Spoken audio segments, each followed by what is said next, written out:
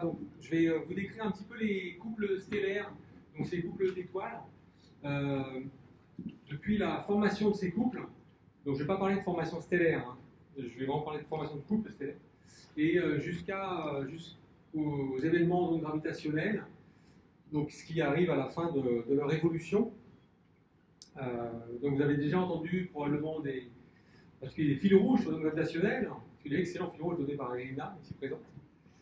Donc il y aura plusieurs autres conférences, je crois, qui sont dédiées à ça.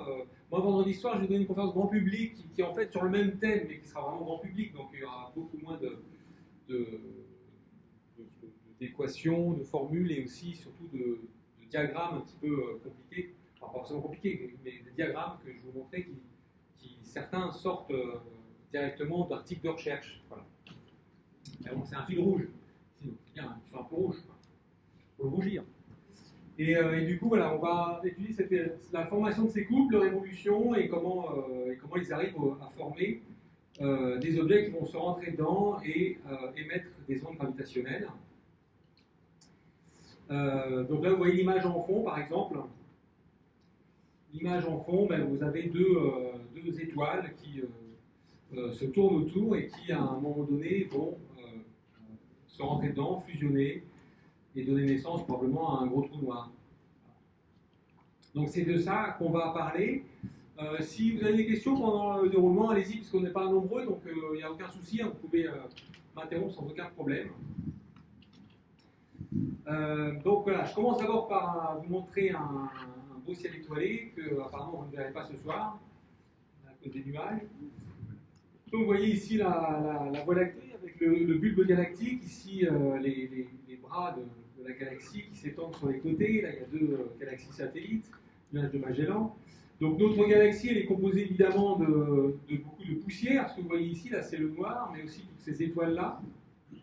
Et donc toutes ces étoiles en fait sont dans cet environnement, cette écologie galactique.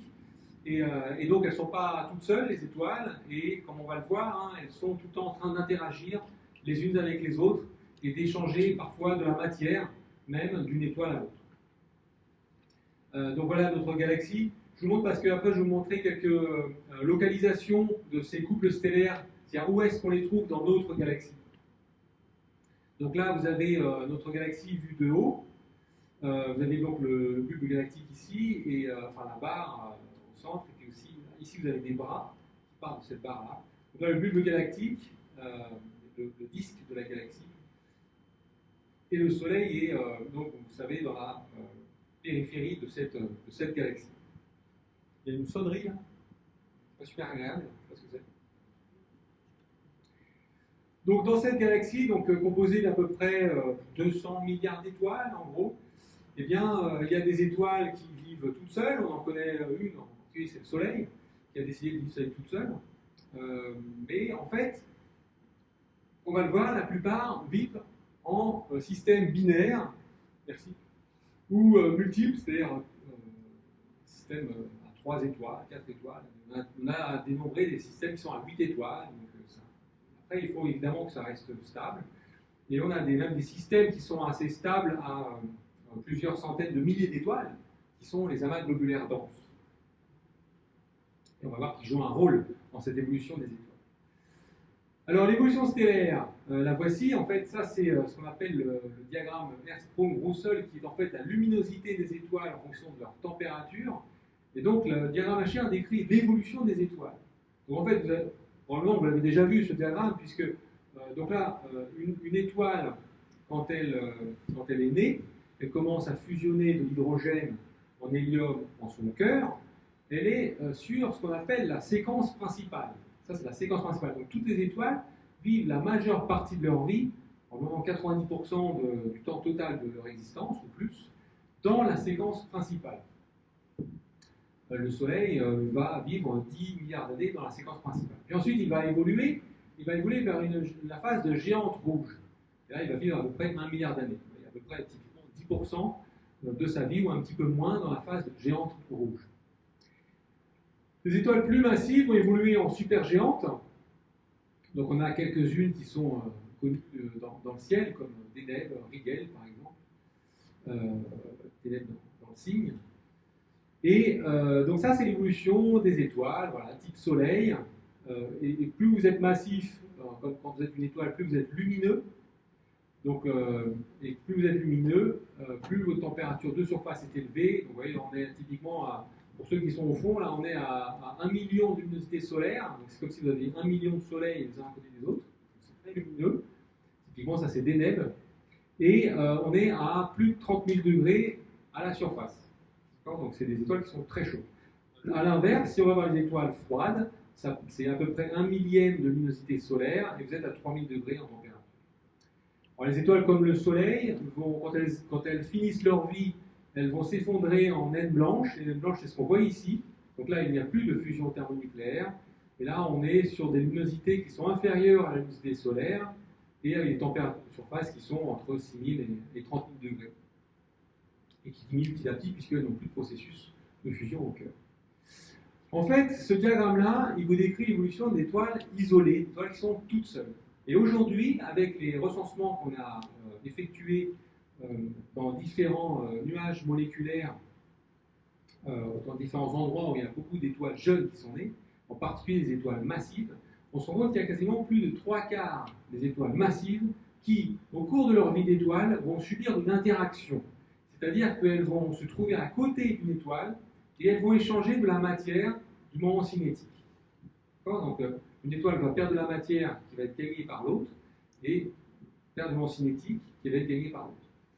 Donc, c'est-à-dire qu'une étoile qui a une faible masse au début de sa vie peut très bien gagner beaucoup de masse pendant toute son évolution et à la fin devenir beaucoup plus massive que l'étoile initiale, même que l'étoile qui lui a donné de la matière au départ. Donc ça peut, je vous montrerai après des diagrammes d'évolution de couples stellaires comme ça, mais du coup ça complique beaucoup les choses puisque ce diagramme-là il est fondé principalement sur la masse de l'étoile. Le paramètre le plus important c'est la masse de l'étoile.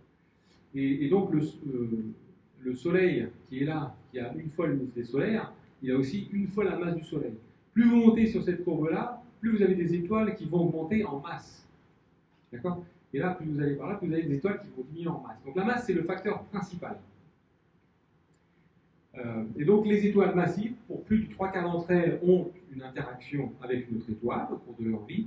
Pour les étoiles moins massives, le chiffre est moins bien connu, mais probablement qu'on est sur des valeurs qui sont de toute façon supérieures à 50%.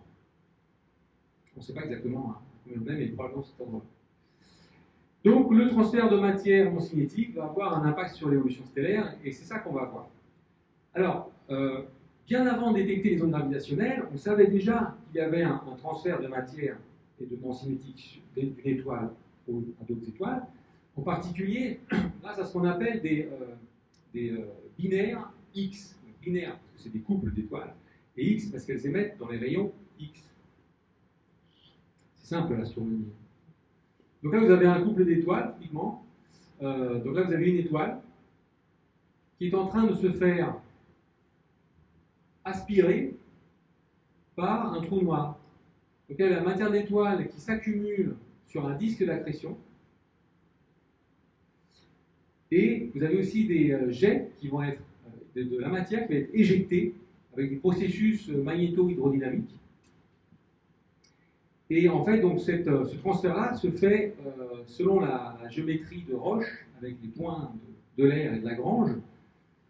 Je vois qu'il y avait un fil rouge là-dessus à un moment donné. Vous avez donc les équipotentiels de gravité. Donc la matière va passer par le point de Lagrange L1. C'est-à-dire que toute la matière qui va s'échapper va tomber dans le disque d'accrétion. Il y a une partie qui va être attirée par le trou noir et une partie qui va être éjectée dans les jets. On estime être à peu près 90% vers le trou noir et 10% vers les jets. Donc ça fait, vous voyez, ça fait longtemps, ça fait depuis le début des années 60 qu'on connaît ces binaires X. Ça a été détecté en 1962.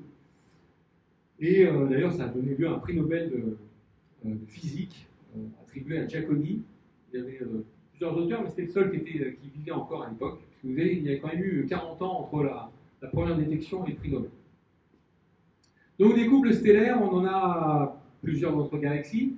On a ceux que je viens de décrire, qu'on appelle les binaires X de faible masse. Voilà, ils s'échangent de la matière en remplissant ce lobe de roche et ça passe par le point de Lagrange L1. C'est ce qu'on appelle le débordement du lobe de roche. Le lobe de roche, c'est cette forme. Vous voyez que l'étoile n'est plus sphérique du coup. L'étoile est dans cet équipotentiel de gravité que je vous ai montré juste avant. L'étoile n'est plus sphérique du tout. Et là, je vais y arriver. J'espère. Ouais. L'étoile, elle a cette forme un peu de goutte d'eau ou de poire. Elle est complètement déformée. Alors, probablement que l'intérieur n'est pas très déformé, mais en surface, par contre, il y a cette petite déformation de volume.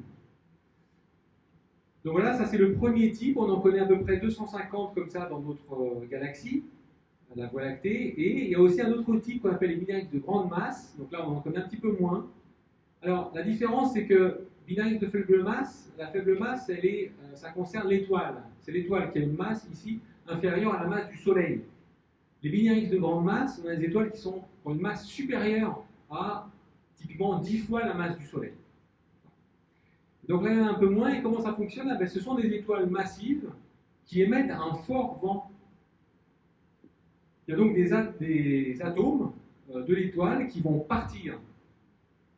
Et ces atomes-là, ils vont partir dans toutes les directions. Alors, probablement qu'il y a des directions privilégiées, par exemple, vers l'équateur de l'étoile. Et cette matière-là va être attirée par cet objet, qui est donc une étoile à neutrons ou un trou noir. Et donc, cette étoile à neutrons ou trou noir va attirer la matière qui a été perdue par l'étoile. Et vous voyez tout de suite qu'il y a une différence fondamentale entre les Binaries de faible masse et les Binaries de grande masse. C'est que pour les Binaries de faible masse, toute la matière de l'étoile part par là. Donc, c'est un processus très efficace qui émet beaucoup de rayons X. Par contre, ici, il y a une grande partie de la matière qui part dans l'espace, qui est complètement perdue. Donc, vous pouvez n'en récupérer qu'une toute petite partie. Alors, je vous montre la même chose avec des petites animations, comme ça. Donc ça, c'est l'étoile qui est attirée par le trou noir avec le disque d'accrétion.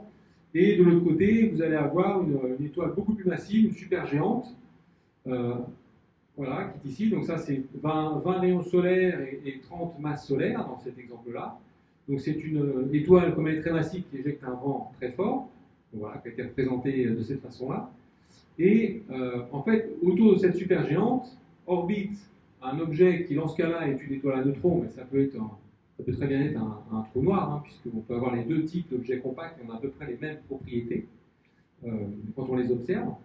Donc vous avez un objet qui est beaucoup plus petit, parce que vous dites ça c'est pas un rayon solaire, et voilà, la petite étoile à neutrons, elle est là, elle est toute petite, puisqu'elle fait une dizaine de kilomètres de rayon, et sa masse c'est typiquement 1,4 masse solaire.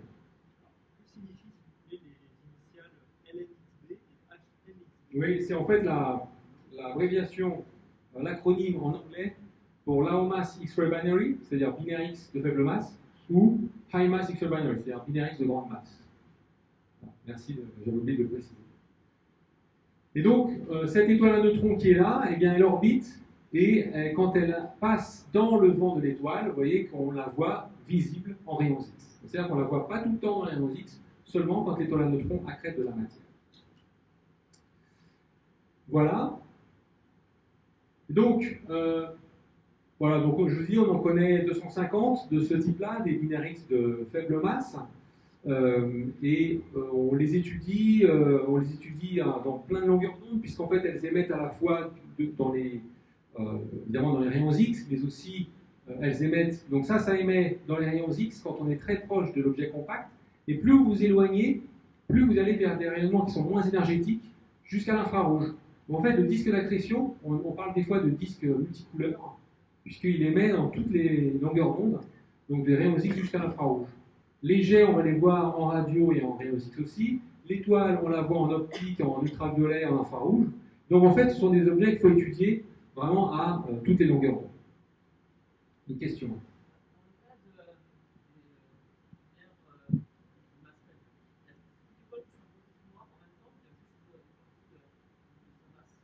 En fait, c'est une toute petite partie. Alors, les taux d'accrétion les plus courants pour ces objets-là, c'est de l'ordre de 10-6 masses solaires par an. Ça peut descendre à 10-8. Voilà. ça veut dire qu'il vous faudrait 1 million d'années pour absorber tout le Soleil. Alors, en fait, ces phases-là, c'est pas tout le temps. En fait, il faut que l'étoile déborde sur l'onde de roche. À partir du moment où l'étoile a perdu de la matière, il se peut que son évolution se fasse différemment et qu'elle diminue de taille. À ce moment-là, elle ne déborde plus le lobe de roche et donc l'accrétion s'arrête. Donc ça ne va pas être une accrétion forcément qui est permanente. On peut être transitoire. Après, il y a des objets donc, qui sont plutôt à 10-8 masses solaires par an, ça veut dire qu'il leur faudrait 100 millions d'années pour habiter tout le Soleil. Et puis, il y a des objets qui sont des fois dans des sursauts qui se montent à 10-4. Donc là, c'est très très rapide, ça devient même instable, ça devient tension instable. Donc plus c'est faible, plus c'est stable. Et donc voilà, donc là on en connaît plusieurs dans la galaxie. Là je vous ai quelques exemples, dont un que je vais vous détailler un petit peu tout à l'heure, qui s'appelle Sinus X1, qui est l'un des premiers qu'on a attribué, qu'on a nommé candidat trou noir. Donc là vous avez une étoile super géante, et à côté ce trou noir. Et là vous voyez une autre, donc une étoile la moins massive, et là vous avez son disque d'accrétion. Et tout ça c'est à la taille, c'est-à-dire que la taille est proportionnelle dans tous ces objets-là. Et vous voyez que leur taille, ici vous avez la taille entre le Soleil et Mercure. Donc ce sont des objets qui sont assez compacts, les binaires de faible masse. Là, Sinus X1, qui est donc l'un des objets les plus brillants de notre galaxie en rayons X, elle tient entre le Soleil et Mercure. Ces objets qui sont tout petits. Voilà, donc on en a à peu près 250 dans la galaxie, et comme il y a ce transfert de masse qui est très efficace, eh bien on a des jets qui sont visibles, et on appelle ça, ces objets-là, on les appelle des microquasars. Un autre type d'objet, donc c'est les binaires de grande masse. Alors il y a 3 types. Je vais juste vous donner dans les grandes lignes, hein, on ne va pas les détailler plus que ça.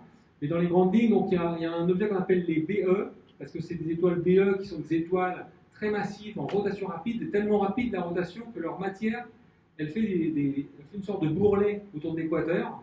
Et donc il y a de la matière qui se trouve comme ça en bourrelet autour de l'équateur, que vous voyez représenté ici. Et l'étoile à neutrons, quand elle passe dans ce bourrelet-là, elle attire de la matière, et ça fait un petit disque d'accrétion qui va rester un certain temps. Donc là, on a des sursauts périodiques dans ces objets. À chaque fois que l'étoile à neutrons traverse le bourrelet de l'étoile.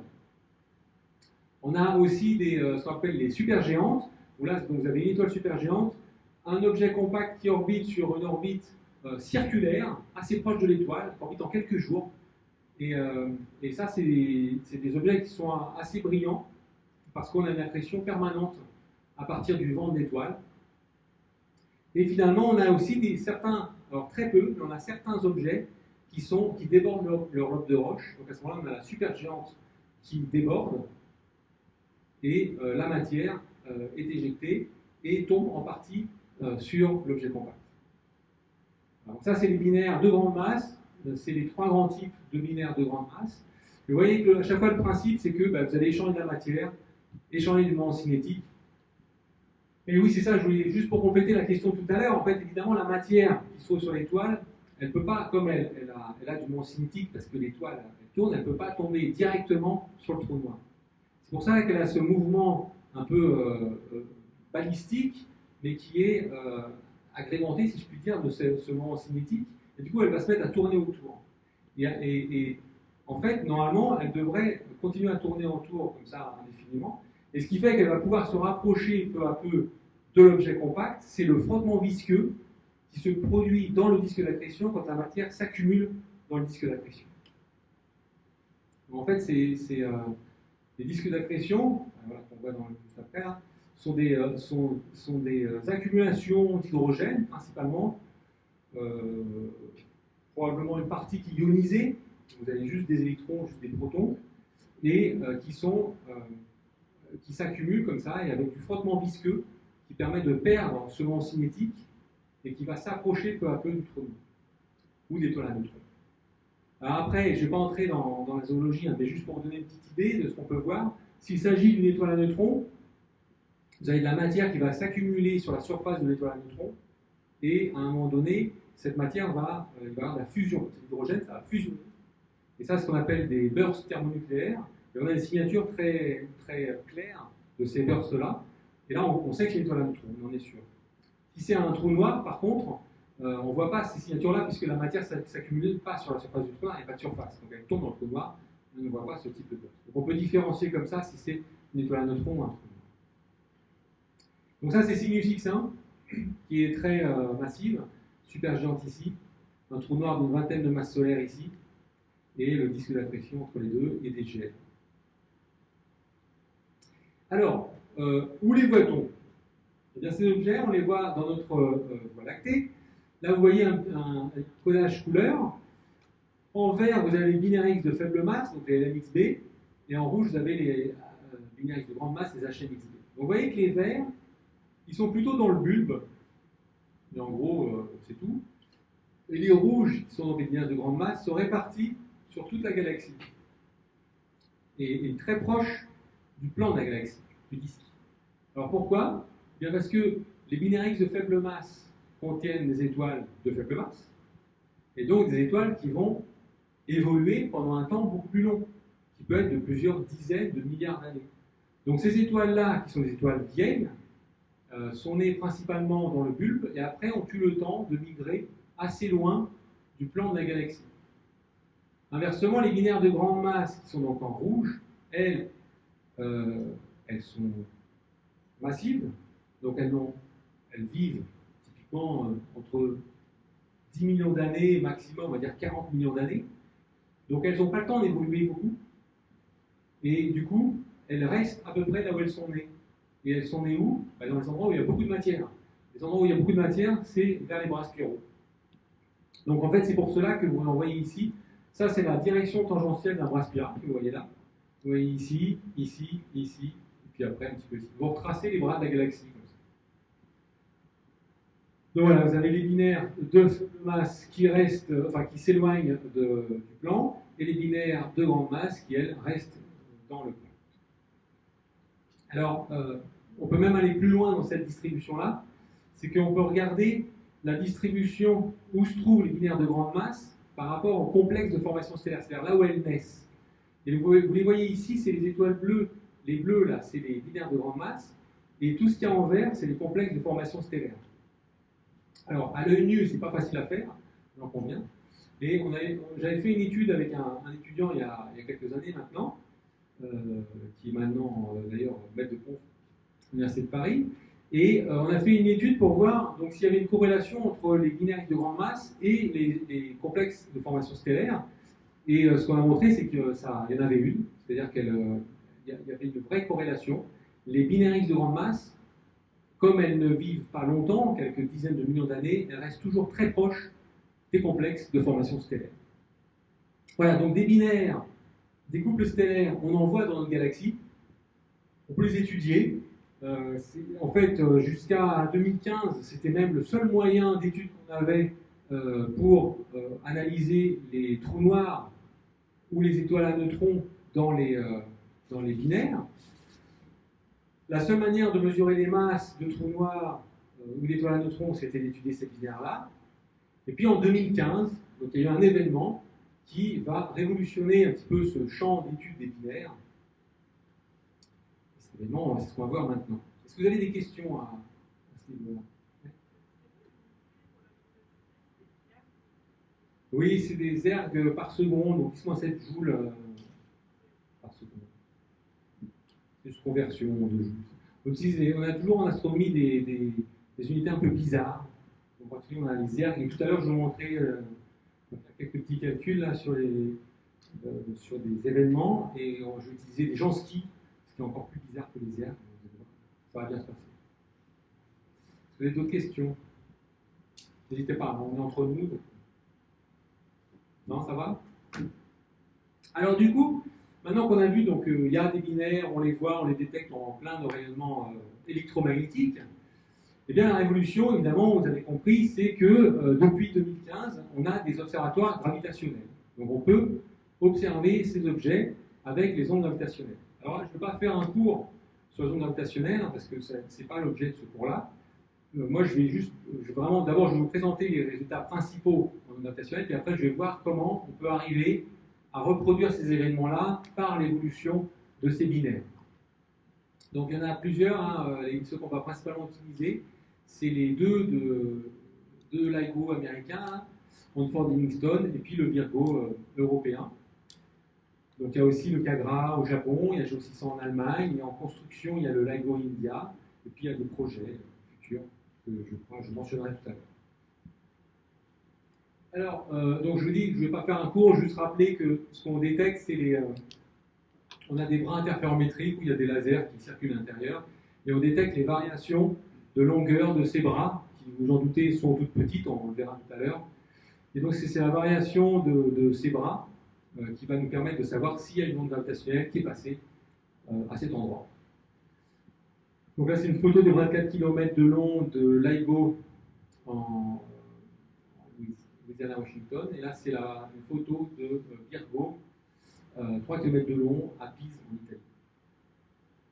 Donc, évidemment, c'est des bras qui sont sous vide, avec des systèmes de miroirs, parce qu'on fait se réfléchir les lasers des milliers de fois. Donc, il y a des systèmes de miroirs avec des ressorts qui permettent d'annuler tous les autres bruits qu'il peut y avoir. Typiquement, les bruits sismiques, tout ça qu'il faut éliminer, parce que sinon, vous ne détectez pas les ondes gravitationnelles des trous noirs, mais vous détectez les tremblements de terre sur Terre. Donc, c'est pas pour ça que vous l'avez construit. Et donc, voilà, typiquement, à Virgo, ça c'est le tunnel à Virgo avec le bras ici qui est sous vide. Et donc, qu'est-ce qu'on va détecter? Eh bien, on va détecter des objets. Et ce qu'on va détecter, c'est quand on a construit des bras d'une certaine longueur, ces bras interférométriques, ils vont nous poser une contrainte sur la fréquence des objets qu'on va détecter. Donc voilà. Donc la fréquence, elle est proportionnelle à C sur 2πr. R étant le rayon de Schwarzschild du trou noir qu'on va observer, et donc l'horizon des événements en fait. Et donc ça correspond à 10 puissance 4 Hz en masse, enfin sur la masse, sur la masse en masse solaire. Donc typiquement pour un objet d'une binaire de 10 fois la masse du Soleil, vous voyez que la fréquence va être de l'ordre de 10 puissance 3 Hz, puissance 4 sur 10. Et comme on va plutôt observer des objets qui sont supérieurs, une masse supérieure à 10 masses solaires, eh bien la fréquence qu'on va détecter sera inférieure à 1000 Hz. Et ça, c'est la fréquence observée par les interféromètres de LIGO Virgo. Il y a d'autres projets, il y a l'ISA que je mentionnerai tout à la fin, qui lui est plutôt destiné à observer des trous noirs invoquant des masses de l'ordre du million de la masse solaire. Donc là, on a des fréquences détectées qui seront inférieures à 10-2 Hz, donc des fréquences beaucoup plus petites. Et là, on va plutôt voir soit des trous noirs stellaires qui vont orbiter autour de trous noirs supermassifs, soit même deux trous noirs supermassifs qui se tournent. Et on a ensuite des binaires. Alors ça, c'est PTA, c'est Pulsar Timing Array. C'est un autre type de détection. On utilise les pulsars pour détecter les ondes gravitationnelles, donc les ondes radio, là, cette fois-ci. Et là, on va détecter plutôt des binaires de l'ordre de milliards de masses solaires. Donc vous voyez que là, on est plutôt à des fréquences qui sont inférieures à 10-6 Hz. Donc à partir du moment en fait, où vous déterminez la taille de votre instrument, vous déterminez ce que vous allez observer. Vous pouvez faire à l'envers. Hein. En fonction de ce que vous voulez observer, vous déterminez la taille de votre instrument. Et donc j'en viens tout de suite à la première détection qui a donc révolutionné ce monde de l'astronomie chez les binaires, mais aussi au-delà. C'est pas pour moi. Hein. C'est le 14 septembre 2015. Donc détecté le 14 septembre 2015, mais annoncé le 11 février 2016, hein, parce que évidemment, ils ne voulaient pas l'annoncer tout de suite, il fallait faire plein de tests, il fallait écrire la publication avant d'annoncer. Voilà. Puis après, donc, il y a eu ce comité de presse et cette conférence de presse. Et là, vous voyez ici les signaux. Alors, il faut bien réaliser que c'est un signal qui se produit sur un temps très court. Là, vous voyez l'échelle de temps, c'est entre 0,5 et 0,62 secondes. D'accord? Donc ça, c'est un dixième de seconde. Et sur ce dixième de seconde-là, vous voyez qu'il y a un signal que vous, à l'œil, en gros, vous voyez que sur quelques centièmes de seconde. C'est vraiment tout petit. Donc ça, c'est détecté par Hanford, et celui-là, c'est celui qui est détecté par Livingstone, évidemment avec un décalage qui est dû au fait que l'onde gravitationnelle se déplace à la vitesse de la lumière. Donc, ils ne sont pas détectés en même temps, simultanément dans les deux détecteurs. C'est d'ailleurs un test qui permet de montrer que c'est bien une onde gravitationnelle qui se déplace. Il faut que ça corresponde à la distance entre les deux détecteurs. Et alors, je pense que j'ai le... Je peux même vous faire écouter. Je vais monter le son un peu. Donc ça, c'est les deux signaux de nouveau. Hein, c'est en fait, ici vous avez le signal qui est retranscrit, mais en fait ça c'est l'onde qui est détectée. Vous voyez que l'onde s'accélère, donc ça c'est la fréquence qui augmente en fait. Et vous voyez ici la fréquence en Hertz. Je vous ai dit que c'était inférieur à 1000 Hertz. Ben là, vous voyez, ça monte entre 32 et 512 Hertz à peu près. Donc c'est-à-dire quelque chose qui se produit et qui tourne à plusieurs centaines de fois par seconde. Alors qu'est-ce qu'on voit? Ben, en fait, après, pour vraiment comprendre comment on arrive de là au résultat, ça c'était le court fil rouge en gros de Irina, en fait, il y a ce qu'ils appellent des templates, c'est-à-dire qu'il y a des calculs qui sont faits à partir de sources, on va dire, typiques, avec certaines masses. Ça, on le fait pour plein de masses. On le fait à des distances différentes, etc. Enfin, il y a plein de calculs qui sont faits comme ça. Et après, on va essayer de trouver dans cette bibliothèque de templates lequel s'en approche le plus. Et en fait, ce signal-là colle avec un couple de trous noirs qui est en train de se tourner autour. Un trou noir qui fait 36 masses solaires, un autre 29 masses solaires, qui se trouve à peu près à 410 mégaparsecs. Un mégaparsec, c'est 3,26 années-lumière, donc ça correspond à peu près à 1 milliard d'années-lumière de distance. Et 36 plus 29, bah, ça vous donne un trou noir de 62 masses solaires. 36 plus 29, ça se rentre dedans, ça vous fait un trou noir de 62 masses solaires. Et donc, si vous faites bien le calcul, puisque c'est un fil rouge, 36 plus 29, vous avez compris qu'il y a un problème, puisqu'en fait, il y a 3 masses solaires qui ne sont plus là. Et ces 3 masses solaires qui ne sont plus là, ce n'est pas qu'elles ont disparu, au contraire, c'est que ce sont celles-là qui ont été converties en énergie, et c'est ça qui est parti en onde gravitationnelle. Avec le principe d'équivalence masse-énergie. Vous avez entendu un peu là? Voilà, ça c'est le gazouillis. C'est le gazouillis. Je vais vous le remettre parce que c'est joli. En fait, ce que vous entendez là, c'est ça, quoi. C'est le changement de fréquence, d'accord, entre 64 et 500 Hz. C'est-à-dire qu'on vous montre un petit peu l'échelle de fréquence, sachant que, par contre, je vous dis, ça se produit en quelques centièmes de seconde, donc c'est très court. Voilà, le petit gazouillis des trous noirs. 36 et 29 masses solaires. Peut-être que ça ne vous choque pas comme ça. En fait, c'est choquant. Et c'est pour ça que j'ai un petit peu insisté au départ sur les binaires qu'on connaissait jusqu'à maintenant, parce que les binaires X que je vous ai montrés, de faible masse ou de grande masse, les trous noirs, on mesurait leur masse par ce qu'on appelle la fonction de masse.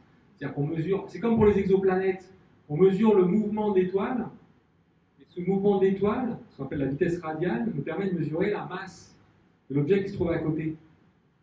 Et bien en faisant ça, on trouve des masses de trous noirs pour les binaires dans notre galaxie d'un maximum d'une vingtaine de masses solaires. Sinus X1, il y a un trou noir qui fait une vingtaine de masses solaires. Et donc là, on trouve deux trous noirs qui font 36 et 29. Jamais on n'avait vu des trous noirs aussi massifs dans notre galaxie. Donc après, se pose la question de savoir comment on peut former ces trous noirs. Ça, on va le voir après. On va voir comment on peut répondre à ça. Et alors, ce qui est intéressant, c'est que ces trois masses solaires, émises donc en un dixième de seconde, quelque part, ici, et bien dans la dernière seconde avant la fusion, la luminosité, tout ce qui est émis, la luminosité émise en onde gravitationnelle est supérieure à la luminosité des étoiles de tout l'univers. Et forcément, ça paraît gros, mais en fait, c'est normal, puisque les trois masses solaires converties immédiatement en énergie, c'est énorme, alors que les étoiles, elles, quand elles rayonnent très très peu de la matière qu'elles ont à l'intérieur. Vous savez, quand on fusionne l'hydrogène en hélium, l'étoile perd de la matière, mais elle n'en perd pas beaucoup. Alors que là, on perd vraiment 3 masses solaires. Et je vais vous montrer tout à l'heure une comparaison hein, pour vous faire comprendre un petit peu justement la différence entre cette luminosité gravitationnelle et la luminosité, on va dire, visible hein, des étoiles, par exemple. Et alors, ce qu'il faut aussi réaliser, c'est que ces deux trous noirs-là, ils ont à peu près donc 36,29 masses solaires. Le rayon de Schwarzschild est à peu près à 90 km. C'est-à-dire que ce sont des trous noirs dont la taille fait à peu près 90 km. D'accord. Donc ça, c'est l'horizon des événements, typiquement. C'est-à-dire qu'un photon qui est plus loin, ou de la matière qui est plus loin, peut s'en échapper. Par contre, de la matière ou un photon qui est à moins de 90 km ne peut pas s'échapper du trou noir. C'est ça l'horizon des événements. Leur séparation orbitale, elle est, quand on est ici, à peu près à 350 km. Donc ces deux trous noirs-là, qui chacun ont un horizon d'événement à peu près de 90 km de rayon, se trouvent à 350 km l'un de l'autre. Et ces deux trous noirs-là, ils orbitent à peu près 75 orbites par seconde, à ce moment-là, quand ils sont là. 75 orbites par seconde, et puis ça va augmenter jusqu'à le final. Vous voyez que là, on est à 500 Hz, ça veut dire qu'on est à peu près à 250 orbites par seconde. Et 250 orbites par seconde, à cette vitesse-là, ils entrent en collision à la vitesse de la moitié de la vitesse de la lumière. C'est ça qui est c'est assez impressionnant, ces chiffres-là. C'est pour ça que je vous les donne, parce que souvent on donne le chiffre de 3 masses solaires, on dit que c'est beaucoup, mais en fait on ne s'en rend pas trop compte. Mais là, on réalise quand même que c'est un phénomène qui est violent, et on réalise que c'est la relativité générale qu'il faut derrière, parce que c'est la seule théorie qui va permettre d'expliquer ce qui est en train de se passer, ou au moins de reproduire ce qui est en train de se passer. Alors ensuite, donc, évidemment, on aurait bien aimé voir où ça se passait, même si on imagine que si c'est deux trous noirs qui se rendent dedans, ben, on ne va pas avoir de signal électromagnétique associé, on a quand même envie de savoir où ça se passe. Donc ça, c'est la localisation qui en fait était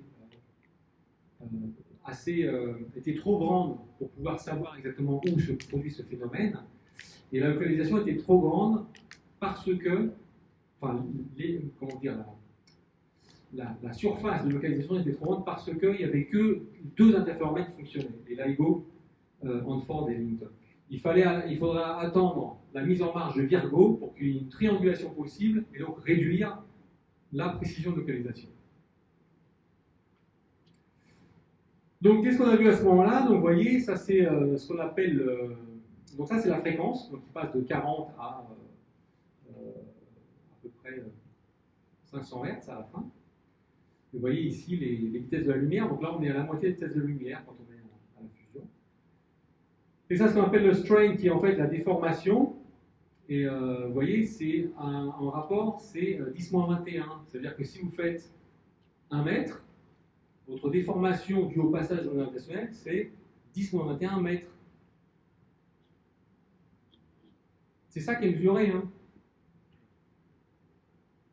Donc un bras de 4 km, ben, il va être déformé par 4 10-21 km. Donc 4 10-18 mètres. Donc 4 10-3 femtomètres. Ouais. C'est pas grand. C'est pour ça que vous n'avez rien senti le 14 septembre 2015. Enfin, je ne sais rien en fait. Probablement vous n'avez rien senti. C'est vraiment pas gros. Déformation spatiale, vous voyez, ça correspond sur la distance Terre-Soleil, quand même 8 minutes-lumière, ça correspond à la variation de taille d'un atome. Ça, c'est ce qui est mesuré. Hein. C'est vraiment, il faut se rendre compte que ces détecteurs-là ont été imaginés dans les années 60, je crois. C'est une prouesse technologique d'arriver à faire fonctionner ces détecteurs et à arriver à détecter ça. Ça aussi, c'est une révolution non seulement scientifique pour les résultats, mais aussi technologique, parce que c'est un travail de très longue haleine. Et donc, grâce aux progrès instrumentaux, grâce à la recherche là-dessus, ils ont réussi à détecter ça. Ça correspond à la variation de taille d'un noyau atomique sur le diamètre de la Terre, et à peu près 1/1000 de la taille du proton sur 4 km. Donc, ce qu'ils détectent comme variation de taille, c'est 1/1000 de la taille du proton. Alors, évidemment, quand il détecte, j'exagère un peu quand il détecte, enfin, tout ça c'est vrai, j'exagère pas. Par contre, là où sur quoi il joue, c'est sur le fait que le laser il parcourt plusieurs milliers de fois ce trajet, des 4 km, pour du coup permettre d'améliorer la sensibilité de mesure, et d'arriver à détecter des mesures qui sont toutes petites. Voilà, et donc là vous avez la phase de, ça c'est les modèles, hein, la phase de spiraling des deux trous noirs, et ensuite vous avez le merger, et après vous avez même ce qu'on appelle le ring down qui là n'a pas été détecté. Et qui, donc tout ça, ça invoque des théories qui sont soit post-newtoniennes, soit en relativité générale. Et donc là, vous avez les bras là, que vous avez déjà montré, et donc ces détecteurs, les deux qui ont détecté cet événement, ils sont là, Hanford et Livingstone. Et la différence de temps de détection est due au trajet de l'onde de là. Et donc plus tard, il y aura aussi Virgo qui va venir, et c'est là qu'il y aura une triangulation possible entre LIGO et Virgo. Alors je vais montrer une petite animation de ce que ça a fait à ce moment-là. Alors nous, on a détecté ça donc, le 14 septembre, mais donc c'est situé à 1 milliard d'années-lumière, donc ça s'est passé il y a 1 milliard d'années. Donc vous avez les deux trous noirs là, de chacun d'une trentaine de masses solaires qui se tournent autour, qui déforment leur espace-temps. Je vous rappelle, hein, une seconde avant, ils tournent à 75 fois par seconde autour d'eux-mêmes, donc c'est plus rapide en réalité. Et puis après, vous voyez, c'est cette petite perturbation là, autour, et en fait, c'est cette perturbation qui va se propager. Donc là, on va faire un petit calcul de ce que ça représente comme énergie, pour que vous ayez un peu un ordre de grandeur. Après, on va comparer avec de l'énergie émise par une radiogalaxie. Donc là, cet événement-là, qu'on appelle JW150914, parce que c'est produit le 14 septembre 2015, donc ce sont deux trous noirs, 36 plus 29 masses solaires, qui se sont confusionnés à 410 mégaparsecs, et donc ça a donné naissance à un trou noir de 62 masses solaires, et dans l'histoire, il a perdu 3 masses solaires. Alors, la densité de flux, qui est en fait l'énergie émise par unité de temps, unité de surface, unité de fréquence, c'est ça la densité de flux, et c'est ça qu'on appelle le Jansky. Alors ça s'appelle Jansky parce que ça a d'abord été imaginé pour les ondes radio, et Jansky était un spécialiste des ondes radio. Donc, Monsieur Jansky a son unité qui est de 10-26 watts par mètre carré et par hertz. Et 1 watt, c'est des joules par seconde. Vous voyez, c'est vraiment une unité d'énergie par unité de temps, de surface et de fréquence. Donc cet événement-là, c'est 3 masses solaires, donc équivalent masse énergie, c'est 3 MC2, donc ça c'est l'énergie. 3 masses solaires fois C au carré. Bien, si vous faites ce calcul-là, 3 masses solaires, vous mettez 2 10 puissance 30 kg, vous mettez l'état de la lumière, vous obtenez 5,4 10 puissance 47 joules. C'est l'énergie qui va être. Ouais, c'est ça, sur l'effet, c'est impressionnant. On ne s'en rend pas compte peut-être comme ça, mais 10 puissance 47 joules, c'est beaucoup. Vous allez voir que c'est beaucoup. Elles sont émises en 0,1 seconde, à peu près. J'ai pris vraiment le dernier moment où ça se rend compte là. Et la bande de fréquence détectée par LIGO, c'est 200 Hz. Donc ça veut dire que vous êtes à la distance de 410 mégaparsecs. 410 mégaparsecs, je fais le calcul pour vous, ça fait 1,3 10 puissance 25 mètres. C'est loin. Et bien, la densité de flux, elle est donc de 5,4 10 puissance 47 joules, que vous divisez par le temps, sur une seconde, ça va se propager sur une sphère. C'est-à-dire qu'il faut diviser par la surface, qui est donc de 4pi distance au carré, donc 4pi 1,3 distance 25 mètres au carré, et vous multipliez par la bande passante. Donc vous divisez 5,4 distance 47 joules par tout ça, temps, surface, bande passante, et vous obtenez 1,3 à 10-5 watts par mètre carré et par hertz, c'est-à-dire 1,3 10 puissance 21 Jansky. Le Jansky a été imaginé, l'unité a été imaginée pour manipuler des chiffres qui étaient typiquement proches de l'unité. Donc là, on est à 10 puissance 21 Jansky. Donc en fait, il faudrait imaginer une autre unité, qu'on pourrait appeler onde grave, par exemple, pour se retomber sur des unités proches de l'unité. Et regardez, cette GW, donc cet événement, il est en fait 10 puissance 19 fois plus lumineux, plus énergétique, densité de flux plus importante, que la radiogalaxie Sinus A, qui est l'une des plus brillantes, qui, elle, émet 146 Jansky, vous voyez que l'unité elle devient plus commode, sur la fréquence de 10 GHz. Et pourquoi une telle différence? Alors, parce que là, il y a 3 masses solaires qui sont converties directement en énergie. C'est énorme. Et pourquoi une telle différence? Eh bien parce que, en fait, l'espace-temps, il est très rigide. Et pour arriver à le faire se déplacer, vous avez vu que c'est pas beaucoup, hein. Distance moins 21 mètres, c'est pas beaucoup. Pour arriver à le faire bouger, cet espace-temps, eh bien, il faut injecter beaucoup d'énergie. Donc si vous avez des trous noirs très massifs, qui vont se rencontrer, vous aurez une déformation plus grande. Si c'est par contre moins massif, vous aurez moins de déformation. 10 puissance 19 fois plus grand. Donc l'énergie absolue des ondes gravitationnelles est toujours extrêmement supérieure à celle des ondes électromagnétiques. Et là, ce qu'on a comparé, juste pour vous replacer un petit peu, parce que souvent on parle d'ondes gravitationnelles, on montre les chiffres et on trouve que c'est impressionnant, mais en fait, il faut essayer de remplacer avec des valeurs qu'on connaît. Et cet événement-là, à la fin, quand il se fusionne, même quand il démarre, une seconde avant la fusion, on est à 350 km, donc typiquement on est sur l'unité de distance du kilomètre au niveau de la séparation.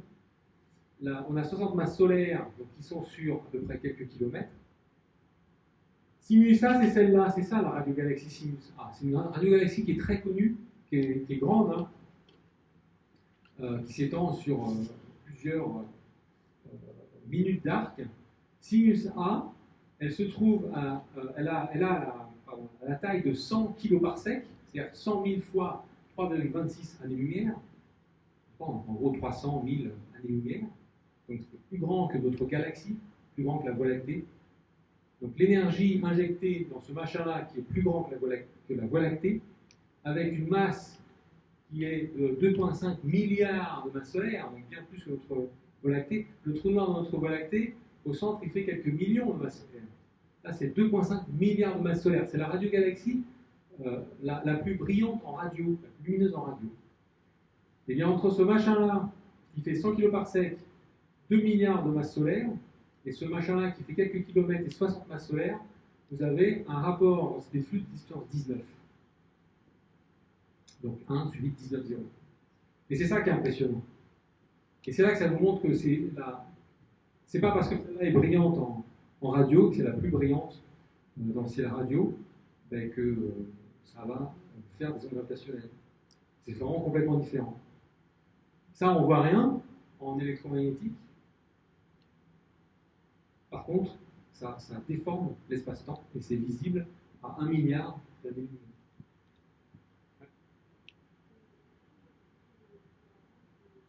J'entends rien du tout.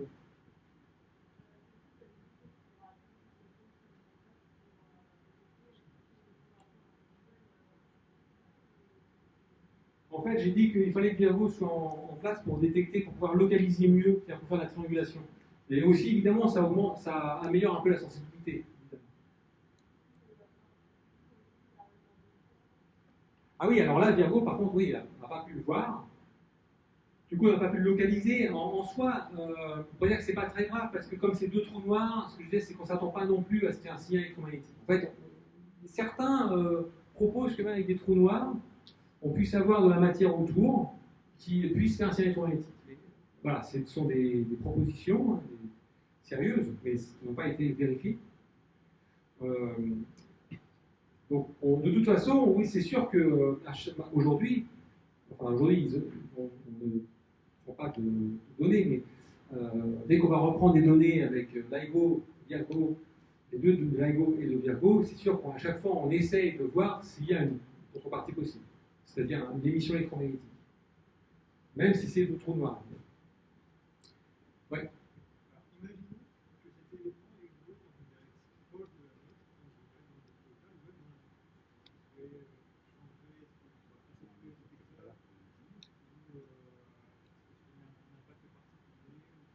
Alors après, il faudrait calculer à quel moment ça va vraiment. En fait, ça change en cas pi des 2, puisque vous avez l'émission d'énergie en cas pi des 2. Donc Oui, LIGO Virgo ont des. Je vous montrerai tout à l'heure, mais on détecte à peu près jusqu'à 200 mégaparsec, je crois, de mémoire. Après, il faut des. Plus on s'éloigne, plus il faut que les trous noirs soient très massifs pour les détecter. En fait. Et si c'est des étoiles à neutrons, il faut encore que ce soit plus près de nous.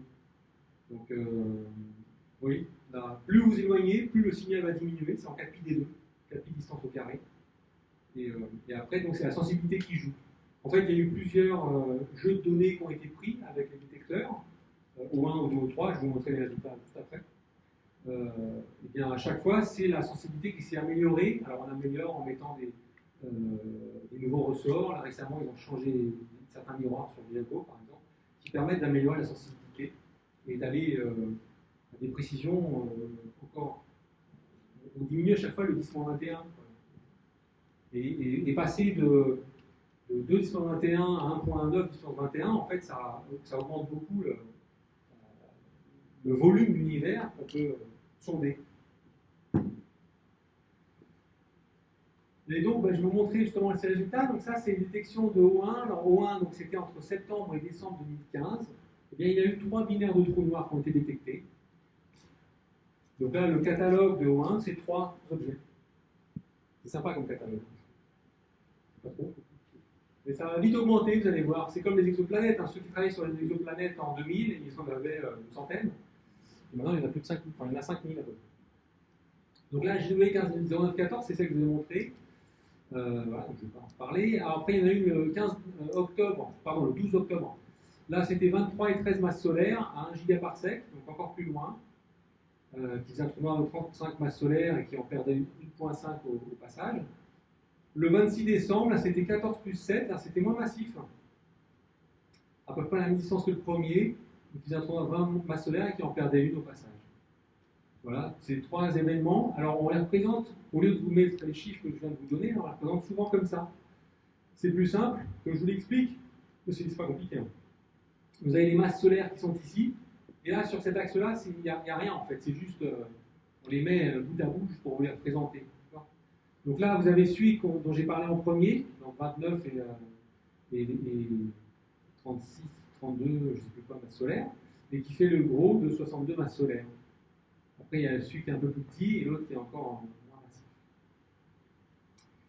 Et on verra celui-là tout à l'heure. Et là, vous voyez, ça c'est intéressant, ce sont les trous noirs mesurés avec les études en rayons X, ceux dont je parlais tout à l'heure. Et là, vous voyez que les masses vont entre 5 et une quinzaine de masses solaires. C'est pour ça que les 2 premiers qui ont été détectés là, ça a été vraiment une révolution. Comment on peut faire des trous noirs aussi massifs? Ils sont presque 2 fois plus massifs que le trou noir le plus massif détecté en rayons X. Voilà, 36 et 29 masses solaires qui donnent 62, ça c'est le premier dont j'ai parlé. Donc ça c'est une détection de O1, donc en 2015. Ensuite, il y a eu O2, où là il y a eu 7 trous noirs détectés, 7 milliards de trous noirs détectés. Donc 1, 2, 3, 4, 5, 6, 7. Voilà. Je ne vais pas tout les détailler parce que ça fait un peu catalogue après. Vous voyez qu'il y en a plusieurs, avec des masses qui sont assez cohérentes. Voilà, 31 plus 19, on perd 2 masses solaires. À 7 plus 12, on perd une masse solaire. Il y a celle-là, 31 plus 25, qui est assez similaire à la première détectée, on perd 3 masses solaires. Et puis, il y a eu une binaire d'étoiles à neutrons. Oui.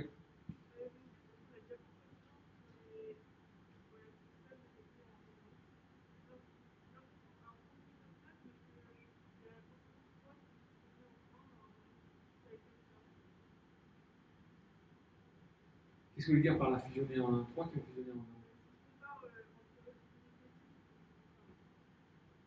Alors attention, là il n'y a pas de fusion. Là on était, oui, j'aurais dû préciser. Autant là, d'ailleurs, vous voyez les flèches. Les flèches indiquent que celui-là plus celui-là vont fusionner et donner celui-là. Là on ne voit pas de fusion parce que la seule chose qu'on voit, c'est ce que je vous expliquais, on a le trou noir à côté d'une étoile.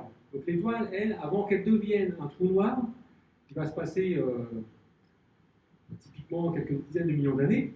Et après, quand vous avez 2 trous noirs, ça je vais en parler tout à l'heure, vous avez 2 trous noirs, pour qu'ils arrivent à fusionner, il faut encore plusieurs milliards d'années. Donc de toute façon, là ce qu'on voit, c'est juste des trous noirs, et on les a juste affichés comme ça pour vous montrer juste leur masse, c'est tout, il n'y a pas de fusion. Ça va, il est clair, mais je vous en ai montré plusieurs fois, donc il faut que ce diagramme soit clair. Donc là, voilà, ça c'est les 7 binaires de trous noirs, et je disais, on a détecté aussi le binaire d'étoiles à neutrons, le 17 août 2017. Alors là, beaucoup plus proche, hein, vous voyez, alors qu'auparavant on était typiquement à 400 mégaparsec. Là, elle est 10 fois plus près, à 40 mégaparsec. Et en même temps, on a détecté un signal électromagnétique et on a détecté des atomes lourds qui ont été fabriqués lors de cette fusion. Ça, on verra plus tard. Alors cet événement, juste au passage, je ne vais pas m'appesantir plus là-dessus, mais cet événement a aussi permis de mesurer la constante de Hubble. Puisqu'on avait la distance par onde gravitationnelle, et comme on a repéré la galaxie où elle se trouvait, on a aussi la distance avec le décalage vers le rouge. Alors, ça c'est si j'ajoute au 1 et au 2, c'est-à-dire de septembre 2015 à août 2017, donc là il y a 10 binaires de trous noirs plus une binaire de neutrons. Vous voyez qu'en bleu, ce sont celles détectées par onde gravitationnelle, vous voyez les petites flèches qui montrent les fusions, et en violet, ce sont celles détectées en ondes électromagnétiques. Vous voyez qu'on va de 5 à peu près 22. Le 22 doit être Sim6.1. Je pense que la masse du trou noir Sim6.1 a été revue à la hausse récemment par Miller-Jones et ses collaborateurs. Et en dessous, vous voyez les étoiles à neutrons, la masse d'étoiles à neutrons détectée par onde électromagnétique. Et vous voyez que ça va entre 0,9 et 2 et quelques masses solaires. Et là, vous voyez la binaire d'étoiles à neutrons dont je viens de parler, qui fait, les deux étoiles à neutrons font à peu près 1,3, 1,5 masses solaires, et elles fusionnent dans un objet qui fait à peu près 2,8 masses solaires. Et alors là, 2,8 masses solaires, qu'est-ce que c'est? Probablement pas une étoile à neutrons, parce que ça serait la plus massive. Et en fait, probablement pas un trou noir non plus, parce que ça serait le moins massif. Mais en fait, on ne sait pas en quoi il a fusionné. En fait, on pense probablement que c'est un trou noir. Mais si c'est vraiment un trou noir, c'est le moins massif de tous les trous noirs. En fait, c'est quand même ça reste un état un peu d'un mystère. Voilà, c'est celui-là. 1.2 plus 1.3 qui donne 2.5, pardon. C'est un fil rouge. 1.2 plus 1.3 qui donne 2.5 masses solaires. Donc l'objet est formé de type trou noir et étoile à neutrons. Probablement trou noir, parce qu'on n'imagine pas un étoile à neutrons si massif. Et alors après, je vais vous montrer tous les gazouillis. Et ça, c'est tous les gazouillis des trous noirs. Donc ça, c'est le catalogue des ondes gravitationnelles numéro 1. Donc vous voyez, ça c'est le premier, que je vous ai déjà montré plusieurs fois. Après, vous avez tous les autres. Vous voyez qu'il y en a qui sont moins visibles que d'autres. Hein. Des gazouillis qui sont plus ou moins propres. Et celui-là qui a plein de fréquences. Là. Et vous voyez les échelles temporelles. Là, on est de 0 à 0,4 secondes. Ça correspond à ce que je disais tout à l'heure sur celui-là. Et là, regardez le dernier qui est la binaire d'étoile à neutrons. Là, ça va de 0 à 40 secondes. Donc là, ça dure 100 fois plus longtemps, typiquement, qu'une fusion de trous noirs. Pourquoi? Parce que c'est moins massif. Du coup, il se tourne moins vite autour de l'autre, ça prend plus de temps pour se rapprocher. Qu'est-ce qui fait d'ailleurs qu'ils se rapprochent à la fin de leur évolution? C'est juste qu'ils perdent de l'énergie gravitationnelle. Ils rayonnent de l'énergie gravitationnelle en tournant l'un autour de l'autre. Ça, c'est une expression cette perte de rayonnement gravitationnel est connue depuis 1964. Et donc ça, on peut la calculer. Il y a une formule analytique qui permet de calculer ça. Et donc on peut savoir comme ça en combien de temps deux objets vont fusionner. C'est un article de Peters de 1964 qui permet de calculer ça.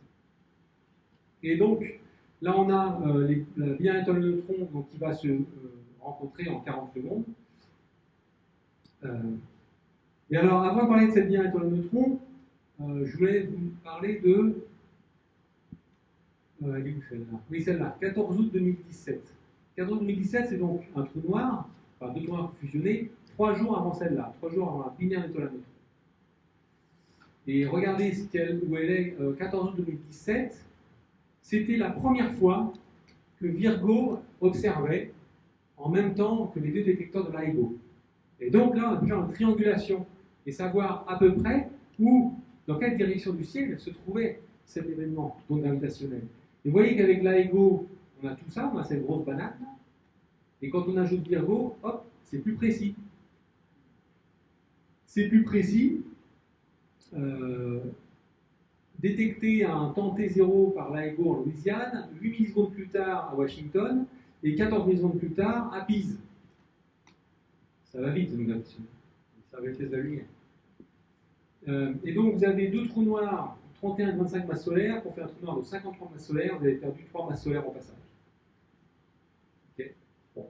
Alors, rien n'a été vu, mais c'était un premier test. Et c'était pas mal, parce que 3 jours plus tard, là, vous voyez, c'est le 14 août 2007, avec cette localisation qui est toute petite par rapport à, par exemple, GW 150914, le premier trou noir. C'est énorme, vous voyez, dans le ciel. Vous ne pouvez rien repérer, c'est impossible. Et regardez, 3 jours plus tard, vous avez GW 170817, qui est justement cette binaire d'étoiles à neutrons. Donc le premier test est fait le 14 août. On est quoi aujourd'hui, le 12 août? Voilà, c'était à peu près la même période, probablement juste après le festival de Florence. Enfin, il n'y a pas de lien que vous avez fait. Le 14 août, il y a un trou noir localisé avec les 3 détecteurs, et 3 jours plus tard, le binaire d'étoiles à neutrons. Et là, comme la localisation est meilleure, eh bien, on va pouvoir savoir où elle se trouve. Ça, j'en parlerai tout à l'heure. Alors, O3 ensuite. Donc ça, c'est entre avril et septembre 2019. On a 39 candidats. Binaire de trou noir, binaire d'étoile à neutrons et étoile à neutrons trou noir. Et c'est le dernier, hein, parce que enfin, après il y a O3B, mais c'est pas encore sorti, donc je ne pourrais pas vous en parler. Même si moi je le sais, nanana. Parce que je suis dans Virgo, mais je ne suis pas dans le voilà, donc ça c'est le deuxième catalogue gravitationnel. Là, il y a un candidat par semaine, avec ça c'est le taux de fausse alerte qui est de 2 par an, ou plutôt assez bas. Il y a 26 alertes publiques en temps réel, c'est-à-dire c'est des alertes qui donnent en temps réel, qui fournissent en temps réel, enfin la collaboration LIGO Virgo fournit en temps réel, pour permettre à tous les observateurs qui ont à leur disposition un télescope de faire des observations. Ils ne donnent pas toutes les informations, parce qu'ils ne sont pas bêtes, mais ils donnent des informations utiles pour faire les observations à ce moment-là dans le ciel. Et là, on obtient une gamme de masse qui va de 3 à 200 masses solaires.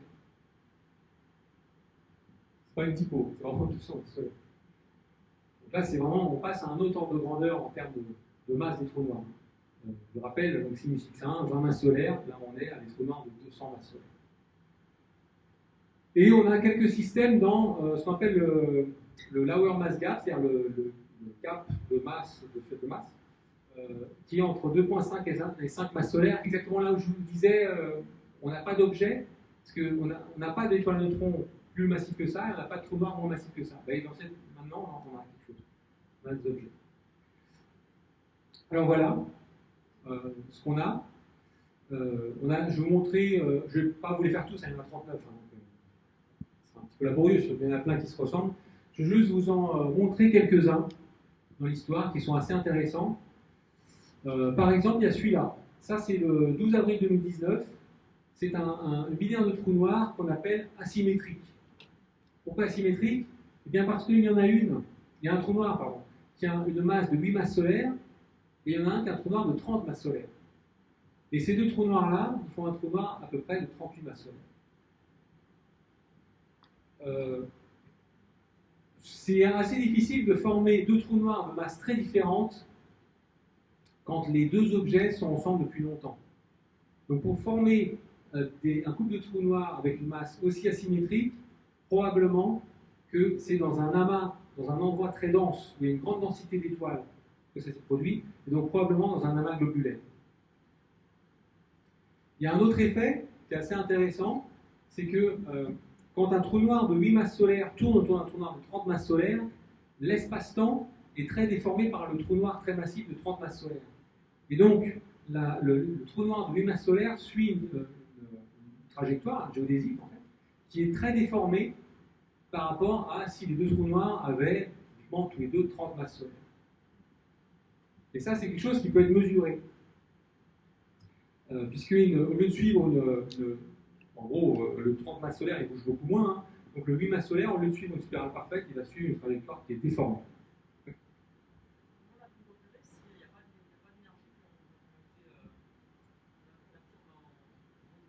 Si, je pense qu'il y en a, à mon avis, il doit y en avoir. Je pense que c'est moi qui ai pas fait le calcul. Donc il faut regarder sur. Après, je vous donnerai l'adresse du site LIGO Virgo, là où il y a tous les événements, et là vous avez toutes les masses du M1, M2, masse totale, masse perdue. Donc là, je pense que c'est un oubli de ma part. Je pense que c'est pas un oubli de la relativité générale. Ils n'ont pas oublié de perdre de la masse. De toute façon, ça a été détecté en organisationnel, donc vous voyez, c'est quand même intéressant. Donc merci de la remarque. Voilà, donc ça, c'est quelque chose qu'on peut voir, cette déviation de la trajectoire du trou noir le moins massif, on peut la voir dans les détections faites par les détecteurs. En tout cas, on peut potentiellement la voir. Après, qu'est-ce qu'on a d'autre comme élément intéressant? On a celui-là. Voilà. Alors ça, c'est un trou noir qui est encore plus, ça c'est une binaire qui est encore plus asymétrique.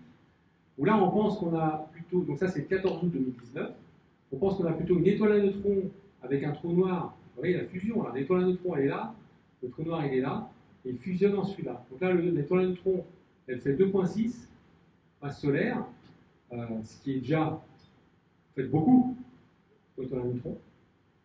En fait, on n'est pas complètement sûr que ce soit une étoile à neutrons.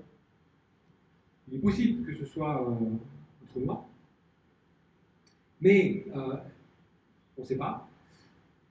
Donc cet objet est typiquement dans ce qu'on appelle le lower mass gap, dans le gap de faible masse, entre les trous noirs et les étoiles à neutrons. Donc 2,6 masses solaires, 23 masses solaires, et là vous obtenez un trou noir qui fait en gros 25 masses solaires. Vous voyez, là, mon calcul est encore moins exact. Non, pardon, c'est bon, oui, ça doit être 25 masses solaires. Donc il a perdu quelques masses solaires, enfin un petit peu moins d'une masse solaire.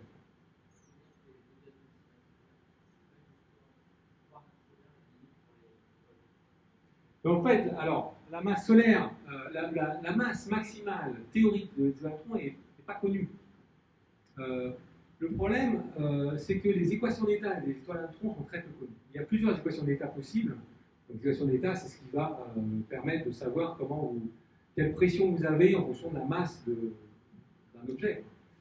Et il y a des objets, il y a des modèles d'équations d'état pour les étoiles à neutrons qui permettent d'avoir des étoiles à neutrons assez massives. Donc on peut monter à 2 points, on s'approche de 3 masses solaires. Au-dessus de 3, je ne suis pas sûr que ça fonctionne. Je ne suis pas un expert de ça, après, il faut regarder vraiment les modèles. Il y a plein de modèles d'équations d'état. Mais je pense qu'à 3, on atteint vraiment la limite. Donc il y a des équations d'état qui sont, qu'on appelle dures, puis des équations d'état qui sont plus molles. Et en fonction de ça, on essaie d'adapter les équations d'état, on les adapte grâce aux observations. C'est ça, les observations font des contraintes sur les équations d'état. Donc typiquement, si on était sûr que celle-là est une étoile à neutrons, ben, ça permettrait de mieux contraindre les équations d'état des étoiles à neutrons. Exactement. Et en fait, c'est la relation entre pression, température, au sein des étoiles à neutrons qui sont. Ces équations-là ne sont pas bien connues. On les connaît, à vrai dire, les équations d'état, on les connaît assez bien pour les étoiles de type solaire, on les connaît déjà moins bien pour les étoiles massives, on les connaît plutôt bien pour les naines blanches, et par contre, les étoiles à neutrons, c'est beaucoup moins bien connu.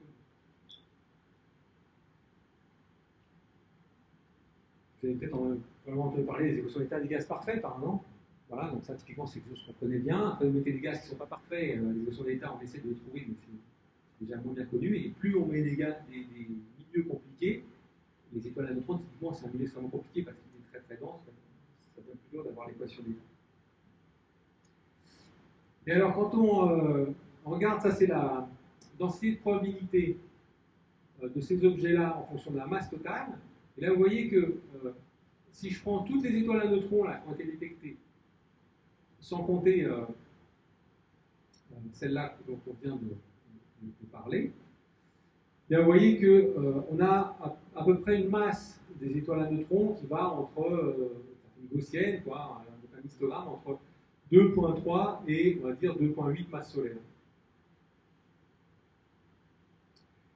Et là, cette binaire, donc, qui en fait s'appelle GW 190425, qui est donc détectée le 25 avril 2019, c'est une étoile, c'est un système de deux étoiles à neutrons qui a été détecté donc après la première, qui était en 17 août 2017. Là, vous avez une étoile à neutrons qui fait 2 masses solaires, une autre qui fait 1,4 masses solaires, donc la somme des deux fait à peu près 3,4 masses solaires. Et alors, la masse, c'est pareil, la masse de celle-là, de la résultante, est supérieure aux autres étoiles à neutrons, mais on ne peut pas non plus exclure que ce soit un trou noir. En fait, on ne sait pas non plus. On a donc des masses qui sont assez élevées. Il est tout à fait possible que cette étoile à neutrons-là, qui fait 2 masses solaires, qui est dans la fourchette haute, il est possible qu'elle résulte d'une fusion, qui donnait une étoile à neutrons avant. Et cette fusion, cette résultante d'une fusion, a fusionné avec une autre étoile à neutrons, qui est celle-là, et a donné peut-être une étoile à neutrons ou un trou noir, on ne sait pas, plus massif. Et donc, quand on regarde toute la population d'étoiles à neutrons, voilà, on voit que c'est à peu près entre 2,3 et 3 masses solaires. Et là, on tombe sur une étoile qui est beaucoup plus massive, une étoile à neutrons qui fait à peu près 3,4 masses solaires. Et c'est tellement différent des autres qu'on se dit que probablement, là, on est sur un processus de formation différent, qui est soit on a affaire à une deuxième génération, vous avez une première étoile à neutrons qui s'est formée à partir de fusion, elle va rencontrer une étoile à neutrons, soit c'est un processus dynamique, c'est-à-dire que vous avez une capture d'une autre étoile à neutrons, qui est plus massive. Et vous avez une binaire et un échange de composantes, et vous échangez la moins massive par une massive qui arrive, et après vous fusionnez. En tout cas, elle est différente de toutes les autres. Donc vous voyez que c'est là on se rend compte que c'est intéressant ces détections gravitationnelles, parce que non seulement on a des objets qui sont très différents, mais en plus ça nous permet de réfléchir à comment on en arrive là, et à quels sont les processus d'évolution de ces étoiles qui vont permettre d'arriver à ça. Alors on a aussi cet exemple-là, qui est intéressant. Ça, c'est la binaire de trous noirs la plus massive. Donc là, vous voyez qu'on est vraiment en haut. Là, on va de 1 à 160 masses solaires. Là, vous avez un trou noir qui fait 66 masses solaires, un autre qui en fait 85, qui fusionnent tous les deux, et ça donne une masse totale de 142 masses solaires. Donc là, c'est vraiment très massif. Et alors là, on a un deuxième souci. Alors, je ne vais pas trop rentrer dans les détails, mais ces deux objets-là, ils sont dans ce qu'on appelle le high mass gap. Alors, on a vu tout à l'heure le low mass gap. Le low mass gap, c'est ceux qui sont entre l'étoile à neutrons et les trous noirs. Le high mass gap, c'est qu'il y a pour une certaine masse d'étoiles massives, entre 45 et 135 masses solaires, typiquement, quand les étoiles s'effondrent, elles s'effondrent directement. Et on ne peut pas former de trou noir. Et donc là, on observe des objets qui sont exactement à l'endroit où on ne sait pas comment former de trou noir. Directement. Il n'y a pas de formation directe de trou noir à partir de l'effondrement d'étoiles massives. Donc la seule façon de pouvoir former un trou noir comme ça, cette masse-là, c'est d'avoir eu des fusions avant. On est parti de petits trous noirs qui sont fusionnés pour faire des trous noirs de plus en plus massifs, et ainsi de suite. Et donc, c'est-à-dire qu'on est sur plusieurs générations de fusion. Au moins la deuxième, sinon plus. Et ça, on pense que c'est des graines de trous noirs massifs qui, en fusionnant peu à peu avec d'autres trous noirs de cette masse-là, vont faire des trous noirs qu'on appelle de masse intermédiaire, qui ont typiquement une masse entre 100 masses solaires et 10 puissance 5 masses solaires. Et ça peut même être la graine de trous noirs qui va ensuite former des trous noirs dits supermassifs, qui sont au centre des galaxies. Alors évidemment, ça veut dire qu'il faut former rapidement des trous noirs de grande masse pour qu'ils aient le temps de fusionner et arriver à faire des trous noirs supermassifs. Donc c'est pas acquis que ça se fasse comme ça, mais c'est une possibilité. Je crois qu'il y a une question ici.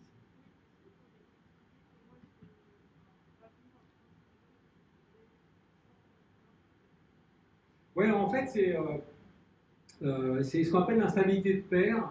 Et l'instabilité de paire, en fait, c'est les paires électrons qui sont au centre de l'étoile. Si l'étoile est trop massive, au lieu de. En fait, il y a plusieurs possibilités pour faire à la fois les étoiles à neutrons, les trous noirs. On est sur ces masses-là, on va plutôt faire des trous noirs, évidemment. Il y a une possibilité, quand une étoile s'effondre, c'est de former d'abord une étoile à neutrons. Et puis après, de la masse s'accumule encore et ça forme un trou noir. À partir de certaines masses, qui vont vers 45 masses solaires, quand l'étoile s'effondre, cette instabilité de paire fait qu'il y a beaucoup d'oscillations qui commencent à se produire dans l'étoile, et ces oscillations éjectent beaucoup de masse. Donc en fait, la grande partie, de 90% de la masse de l'étoile, va partir dans l'espace. Et à la fin, il ne reste plus rien. Et donc ça, c'est les oscillations qui se produisent quand l'étoile n'est pas trop massive. Et quand elle est encore plus massive, la stabilité est encore plus grande, et du coup, toute la matière part. Il ne reste plus rien de l'étoile. C'est comme si elle explosait complètement. Donc on ne sait pas former de trou noir à partir de ça. Et ça, c'est pas un problème numérique, hein, c'est un problème physique. C'est un problème de physique dans l'étoile. C'est quelque chose qui est connu depuis longtemps, hein, la stabilité de paire. Je ne sais plus de mémoire, là, mais c'est probablement les années. Enfin, c'est la deuxième moitié du XXe siècle. C'est peut-être les années 60, un truc comme ça. Voilà, et qu'est-ce que j'avais? Voilà, j'en ai deux autres là à vous montrer, c'est ceux-là. Voilà. Alors, ça, c'est deux objets qui ont été détectés à 10 jours d'intervalle, le 5 et le 15 janvier 2020, sur des binaires.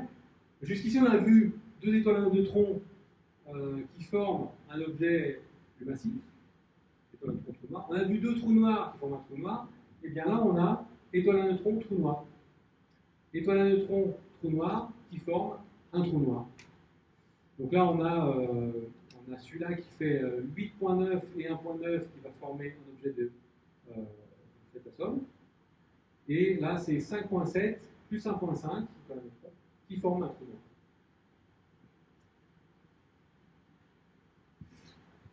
Alors, donc là, c'est les événements non gravitationnels. Maintenant, il faut qu'on essaye de voir comment on arrive à ça. Donc, comment on arrive à ça? Alors, donc, en fait, les binaires dans les deux étoiles, elles vont se former, elles vont évoluer, elles vont fusionner en binaire d'étoiles à neutrons, binaire de trous noirs, ou même un mélange des deux, et puis après, on le détecte en ondes gravitationnelles. Et la question, c'est les binaires d'aujourd'hui sont-elles les ondes gravitationnelles de demain? C'est-à-dire, comment va-t-on former des progéniteurs d'ondes gravitationnelles? Alors là, moi, j'ai un petit modèle très très élaboré, vous allez voir.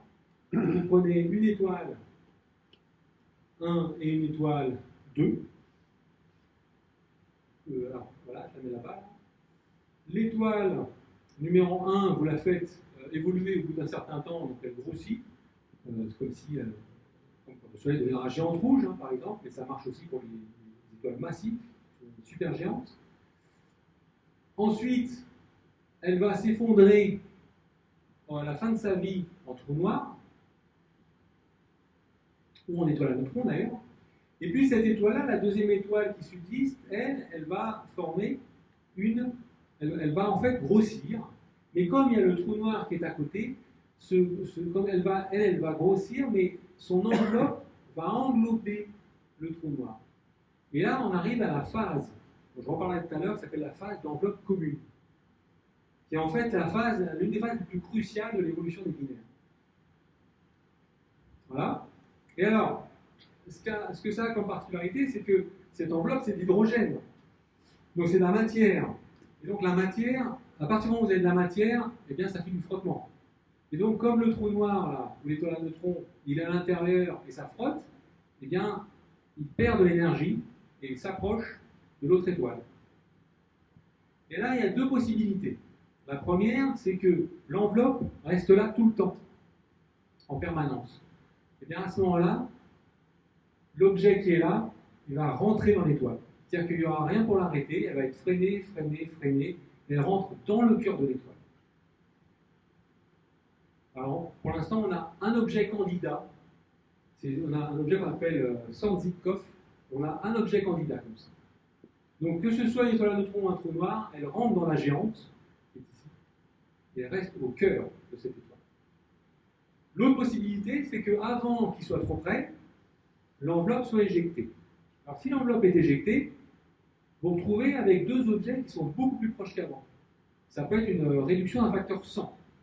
Donc si vous êtes à 100 jours d'orbite orbitale, vous arrivez à 1 jour. C'est assez drastique. Hein.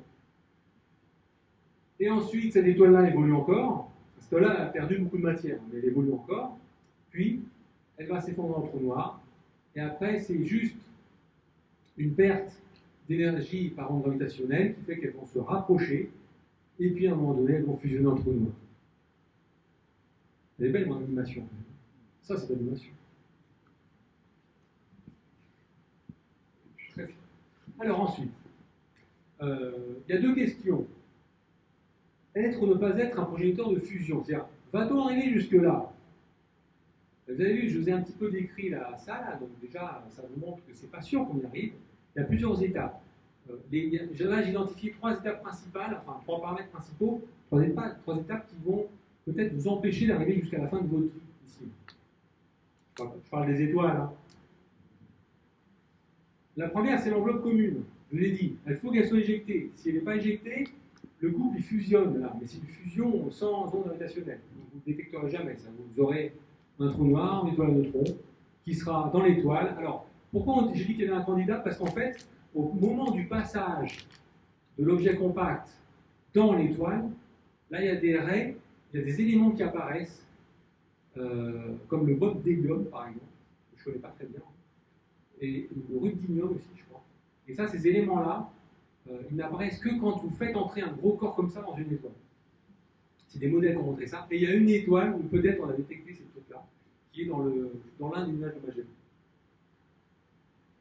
Donc si ça fusionne à ce moment-là, ça ne fait pas de projecteur de fusion. Il n'y aurait jamais d'onde gravitationnelle. L'autre possibilité, c'est ce qu'on appelle le kick natal. Qu'est-ce que c'est que le kick natal? Le kick natal, c'est quand on vous donne un coup de pied au moment où vous naissez. Le kick natal. Alors, qui donne un coup de pied?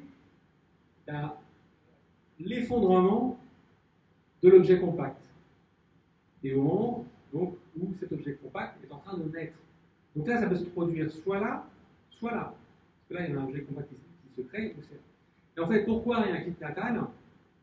Parce que l'implosion, l'effondrement n'est pas symétrique, il est asymétrique. Et donc, vous avez une binaire tranquille qui orbite. Là, je ne vais pas faire orbite parce que c'est bien compliqué, mais la binaire, elle orbite. Et puis le kick natal, lui, quand l'étoile s'effondre, elle ne sait pas où se trouve l'étoile, hein, l'autre. Donc elle s'effondre dans n'importe quelle direction. Et s'il y a un kick par là, et que l'autre étoile, elle n'est pas assez massive, celui-là, il va partir. Et la binaire est cassée. Et donc, vous pouvez, à ce moment-là, soit ça se finit là, si c'est la deuxième, soit ça se finit là. Et il n'y a plus d'histoire. L'histoire se termine là. Et l'autre possibilité, c'est la métallicité. La métallicité, c'est la composition de l'étoile. Et la composition de l'étoile, alors, soit c'est comme l'univers, 90% d'hydrogène, 10% d'hélium, pour les étoiles de première génération, soit il y a des atomes lourds. Et les atomes lourds augmentent le vent de l'étoile. Et donc, si ça augmente le vent, ça augmente la perte de masse. Et si ça augmente la perte de masse, eh bien, ça veut dire que vous faites des trous noirs à la fin qui sont peu massifs.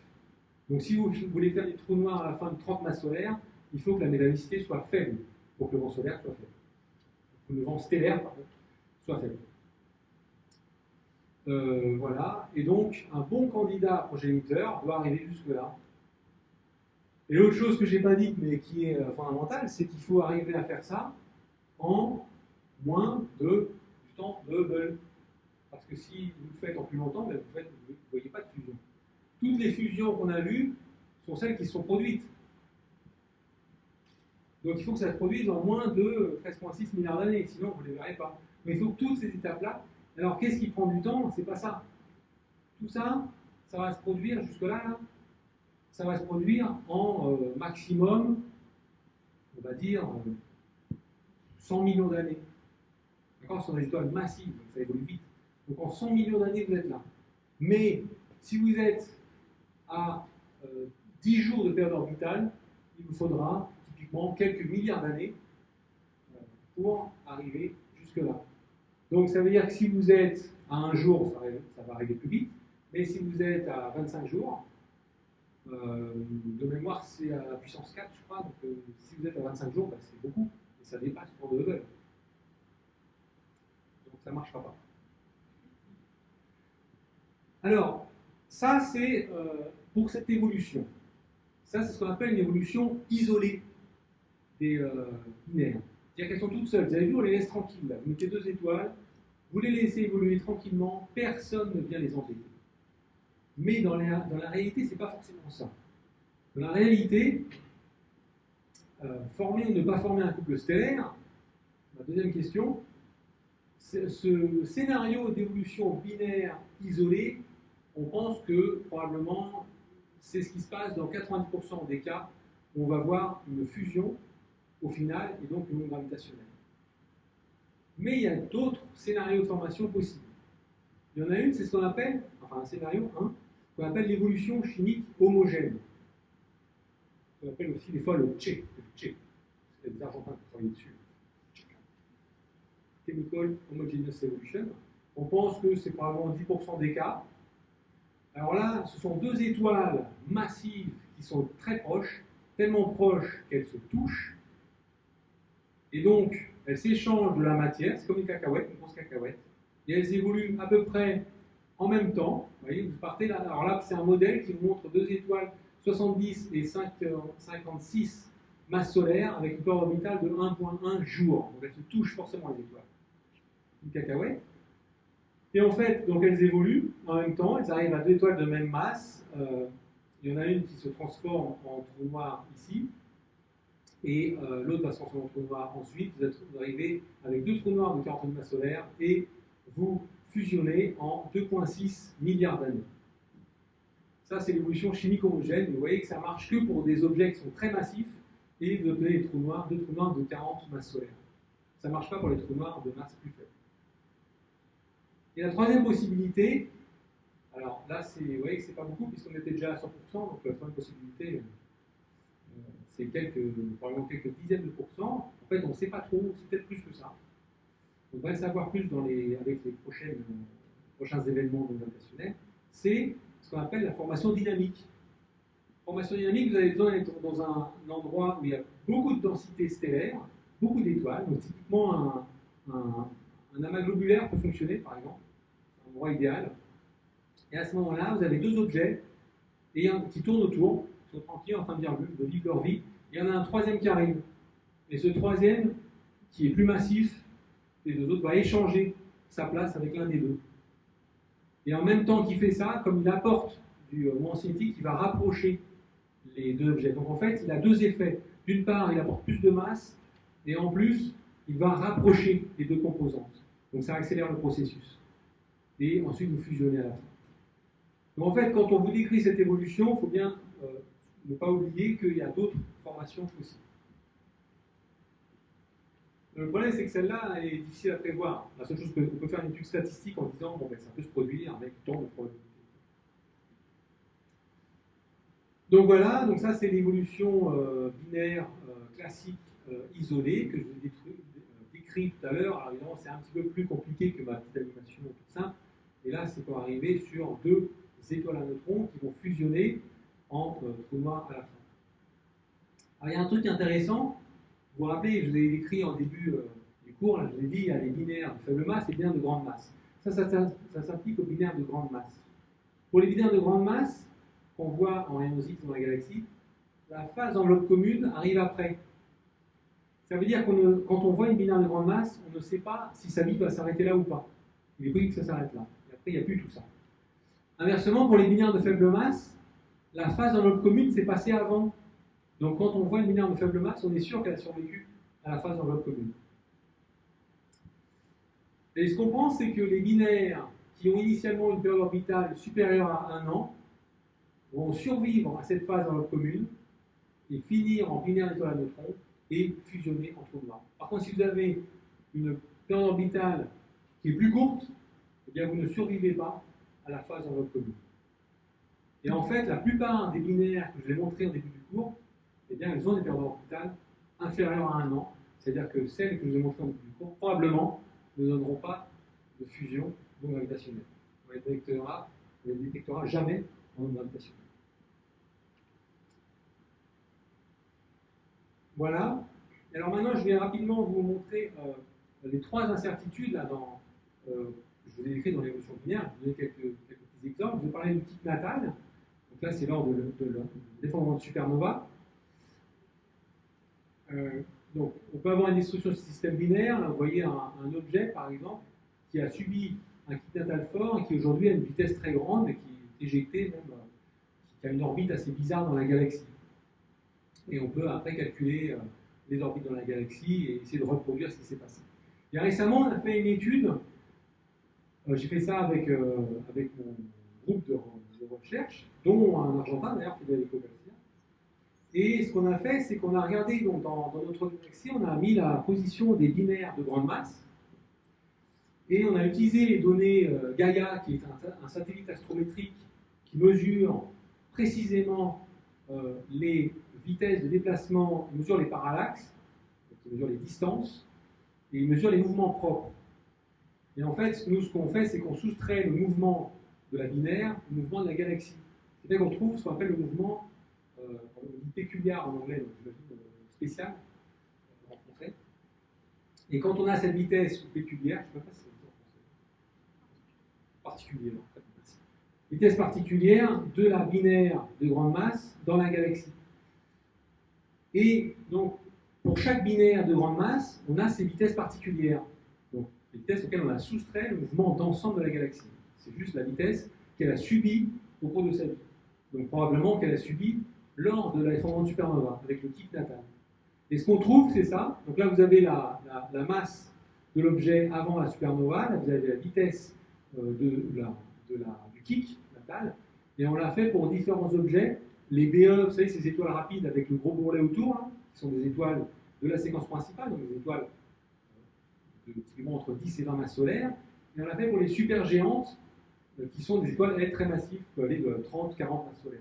Et qu'est-ce qu'on trouve? Eh bien, c'est que pour les étoiles de type BE, les seuls binaires qu'on voit, c'est celles qui ont des vitesses de l'ordre maximum en moyenne de 50-60 km par seconde, et pour les supergéantes de 122, enfin 120 on va dire km par seconde. Qu'est-ce que ça veut dire? Ça veut dire que si vous avez une binaire avec une étoile plus massive, elle va mieux survivre au kick, à des kicks plus importants. Parce que la grosse masse permet de rester lié gravitationnellement avec l'autre objet qui vient de se former. Par contre, si vous avez une étoile qui est peu massive, comme une BE, qui est une fréquence principale, à ce moment-là, une vitesse trop grande de kick va rompre le système. C'est pour ça qu'on a très peu de systèmes qui ont une grande vitesse quand vous avez une faible masse de l'étoile qui se trouve dans la binaire. Voilà, donc le kick natal est important, et ça c'est des études qui sont importantes dans le cadre de savoir combien de progéniteurs de fusion vont exister. L'autre chose, c'est la perte de masse. Je l'ai dit, il y a beaucoup d'étoiles qui vont perdre beaucoup de masse et du coup, on n'arrivera pas à former des trous noirs de masse importante. Dans la perte de masse, donc là, vous avez les photons qui vont en fait fournir de l'énergie aux atomes. Et plus vous avez des atomes lourds, plus ils vont acquérir de l'énergie. Donc plus vous avez des étoiles chargées d'atomes lourds, plus vous allez avoir un vent fort. Et là, je vous montre un diagramme HR un petit peu particulier. Vous avez la luminosité en fonction de la température des étoiles, donc on trouve la séquence principale ici. Et là, vous avez un codage couleur en fonction de la vitesse du vent. Et vous voyez que les étoiles de faible masse ont un faible vent, et les étoiles de grande masse ont un fort vent. Et vous voyez que le vent, il peut être très fort, puisque ça peut être jusqu'à 10-4 masses solaires par an. Tout à l'heure, je vous parlais des taux d'accrétion, je vous ai dit 10-4 masses solaires par an, c'est quelque chose d'extrême. Là, on est sur des pertes de masse extrêmes. Et je vais vous montrer que ça a une incidence très grande sur la masse finale des objets qu'on peut avoir. Puisque ça, c'est la masse des trous noirs qu'on obtient à la fin de l'évolution d'une étoile. Et vous voyez que la masse des trous noirs qu'on obtient va dépendre. Alors, je ne vais pas vous montrer ce diagramme, je vais vous montrer plutôt celui-là. Voilà. Ça, c'est la masse du trou noir final, enfin, c'est la masse finale, et ça c'est la masse de l'objet initial. Donc prenez une étoile qui fait 120 masses solaires.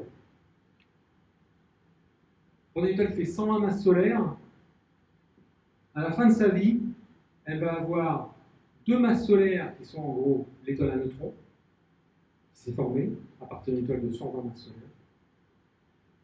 Ici, vous avez des éjectats lors de la supernova qui sont à peu près de l'ordre de 5 masses solaires.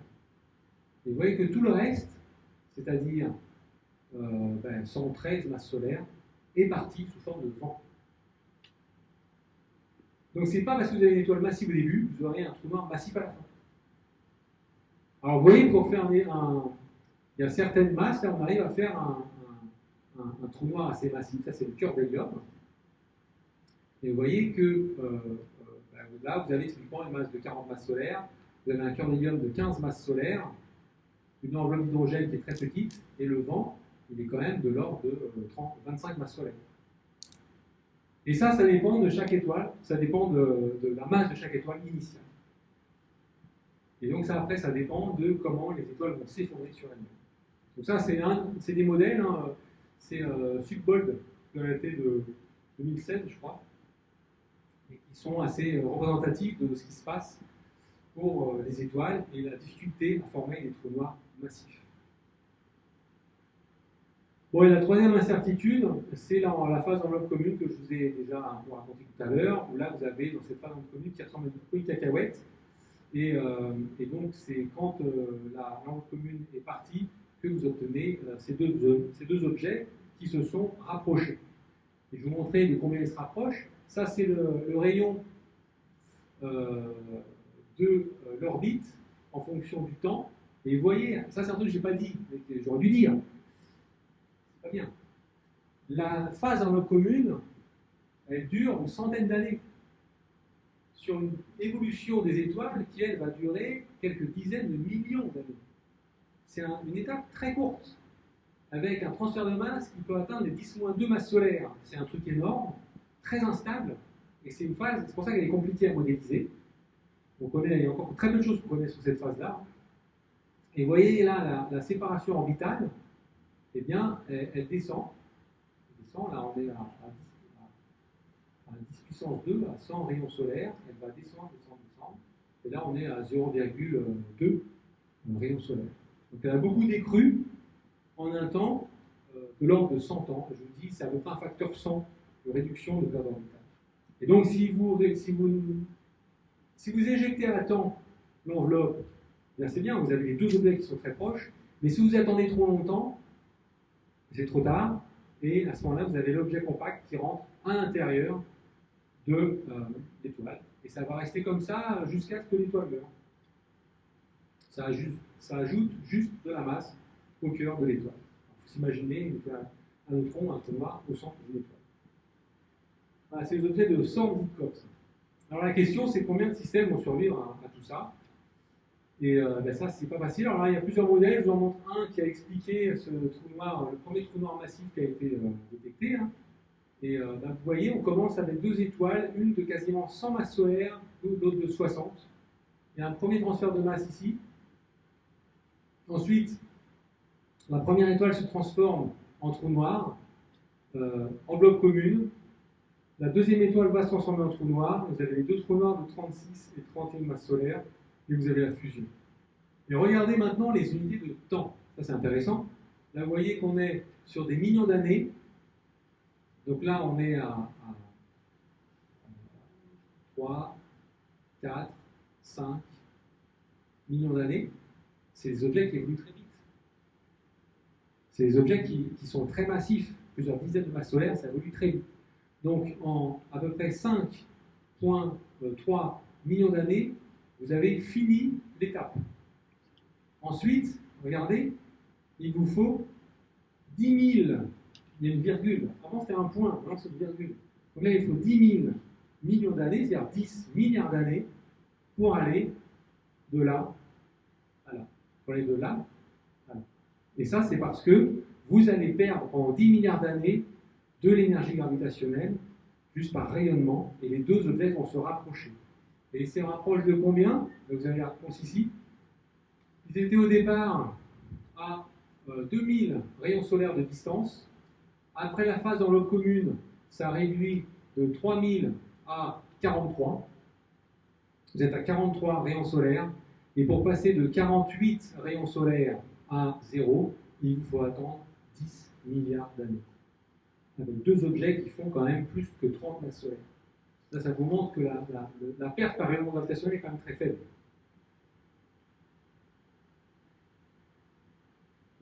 Il faut que vous soyez très proche à la fin de l'enveloppe commune, dans une quarantaine de masses solaires, de rayons solaires, pardon, pour arriver à fusionner en un temps raisonnable, inférieur au temps de Hubble, inférieur à la vie de Hubble.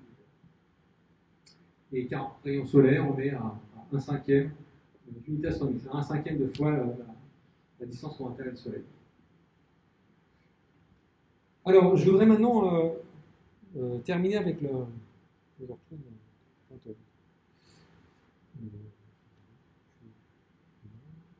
Je vais terminer avec la binaire d'étoiles à neutrons.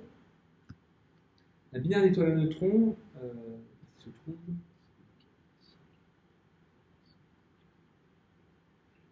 Voilà.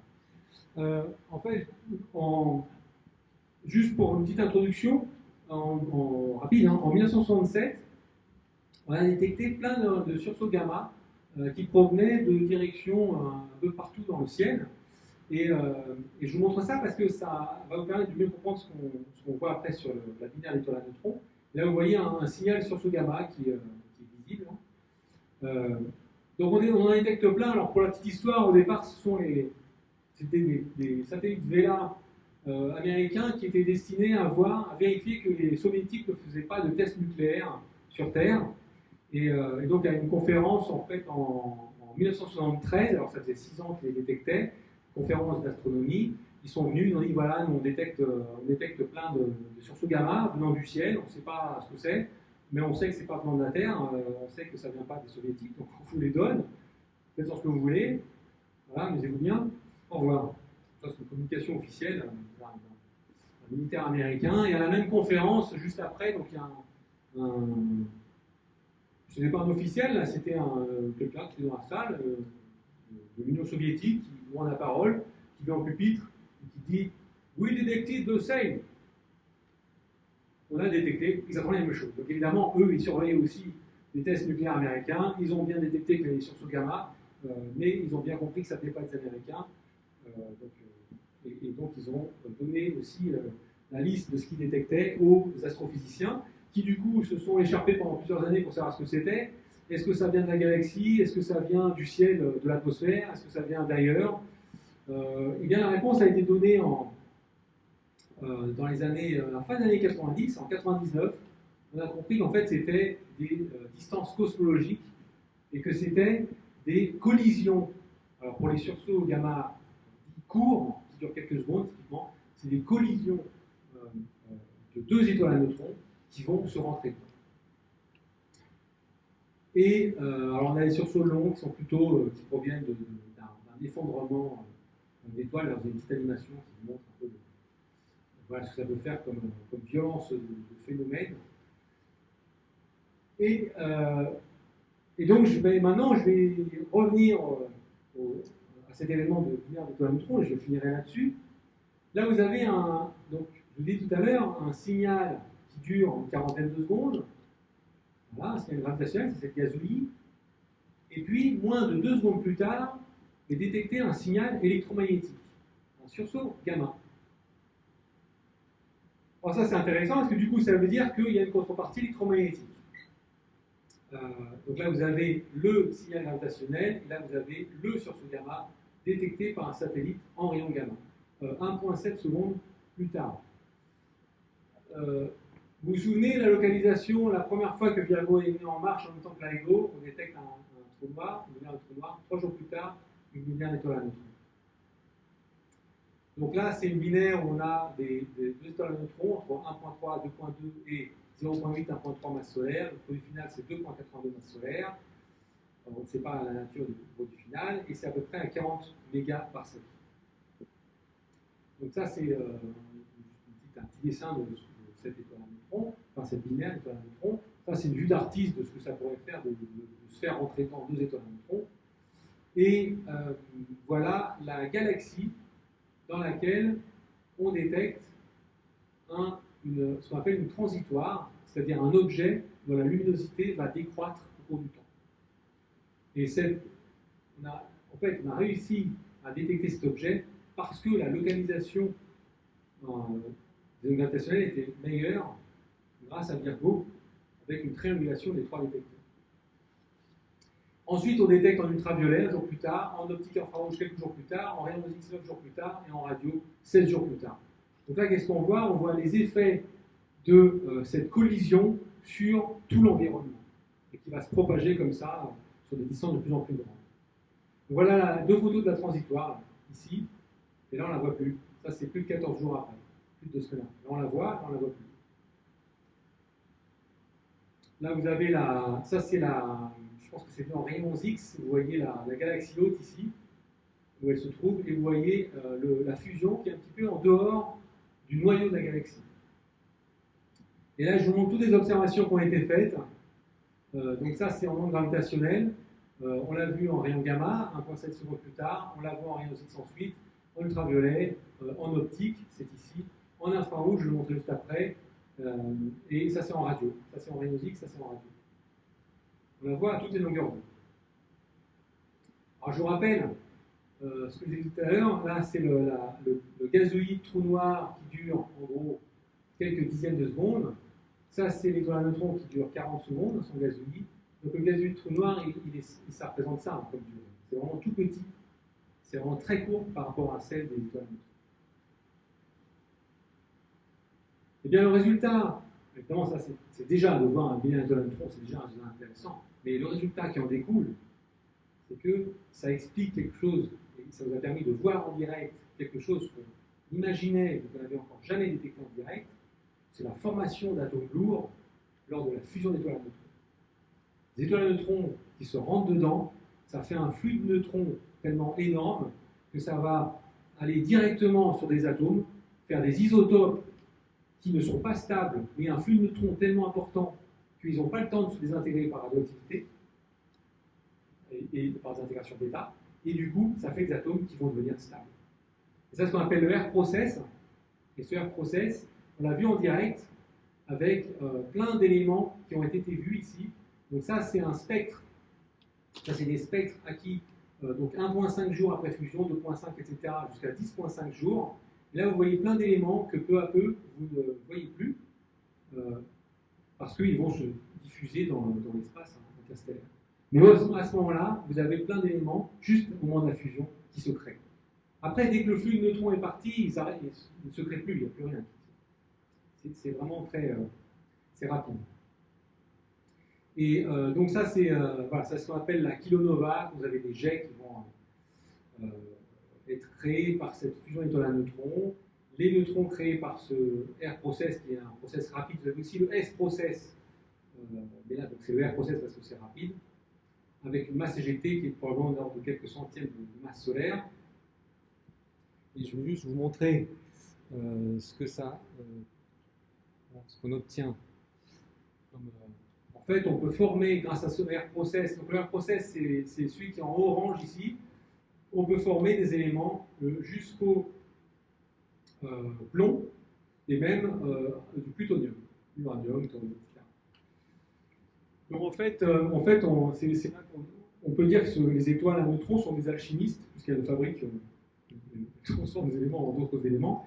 Et on pense aujourd'hui que la fusion étoile à neutrons est probablement un processus qui permet majoritairement de former des atomes lourds, même plus, en fait, de façon plus efficace que les effondrements d'étoiles, les supernovas, où jusqu'à cette observation, on pensait que c'était plutôt ça qui formait des atomes lourds. Donc il y a eu un peu un changement de paradigme là, en 2017, grâce à cette observation de cette fusion d'étoiles à neutrons. Voilà, et j'en ai bientôt fini. Qu'est-ce que je peux vous dire d'autre? Peut-être pour le futur.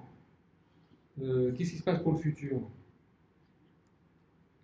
Bon, juste pour finir là-dessus, il y a plein de modélisations qui ont essayer de montrer un peu ce qui se passait dans cette fusion. C'est assez compliqué ces étoiles à neutrons parce qu'il y a du champ magnétique puissant, donc ça invoque tout de suite des phénomènes qui sont assez compliqués. Je vais juste vous montrer, voilà, ça j'y arrive. Ça c'est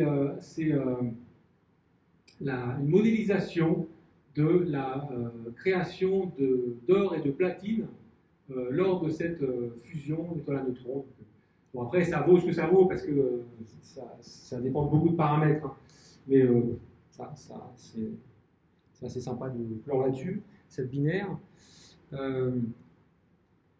Et ensuite, ce que je peux vous montrer, c'est que voilà la différence, le taux de détection. Hein, depuis, ça c'est O1 avec 3 événements, O2 avec 7 événements, O3A avec à peu près 39 événements. Donc on en a une cinquantaine comme ça, et vous voyez que ça augmente. Et pour O4, la sensibilité sera encore meilleure, donc forcément, on va encore en détecter plus. Et plus on en détecte, plus on peut faire de physique là-dessus, donc plus c'est intéressant. Ça, je vous disais que petit à petit, avec la résolution, la sensibilité qui s'améliore, maintenant on va de plus en plus loin. Donc en fait, au départ, le premier run O1 on détectait jusqu'à, en particulier, 20 millions de parsecs, ça devait être pour les étoiles à neutrons, 60 millions de parsecs ici, 200 millions de parsecs. Ça jusqu'en avril 2020 avec le run 3, et puis ensuite ça continue à augmenter avec les autres runs. Et là vous avez, voilà, ça c'est la dernière version. Ça c'est LIGO, Virgo, Cagra et LIGO India dans le futur. Vous voyez que nous on est ici, hein, en 2021 on a fini le O3 avec des sensibilités à 130 mégaparsecs pour LIGO, 50 mégaparsecs pour Virgo et 825 pour Cagra, et on va augmenter donc le cible en O5 c'est 300 mégaparsecs pour les LIGO, et le LIGO India il est exactement comme les deux autres LIGO, ça sera la même cible. Donc là on sonde un espace qui est beaucoup plus grand, donc on aura beaucoup plus de détection. Voilà, je finis juste en vous disant que il y aura ensuite d'autres détecteurs, donc ça c'est l'horizon 2035, hein, LISA. LISA c'est 3 détecteurs espacés de 2,5 millions de kilomètres, avec une sensibilité de 10 picomètres. Combien de picomètres? 10 moins 12, pour soulever plus. Donc sensibilité de 10 picomètres sur 2,5 millions de kilomètres. Voilà, donc ça vous donne le H, la détection.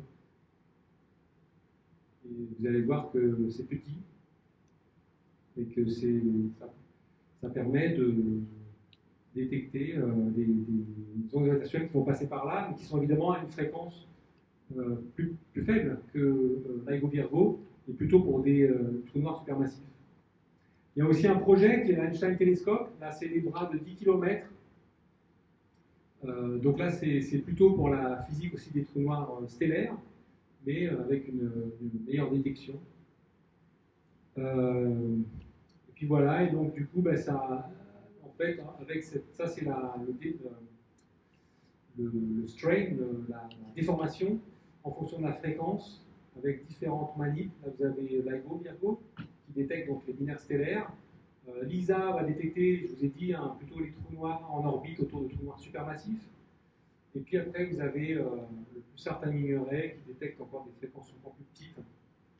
Et en fait, ce qu'on peut dire aujourd'hui, et je vais finir là-dessus, c'est qu'on est arrivé à une ère où on peut observer non seulement dans toutes les longueurs d'onde, mais aussi avec tous les messagers.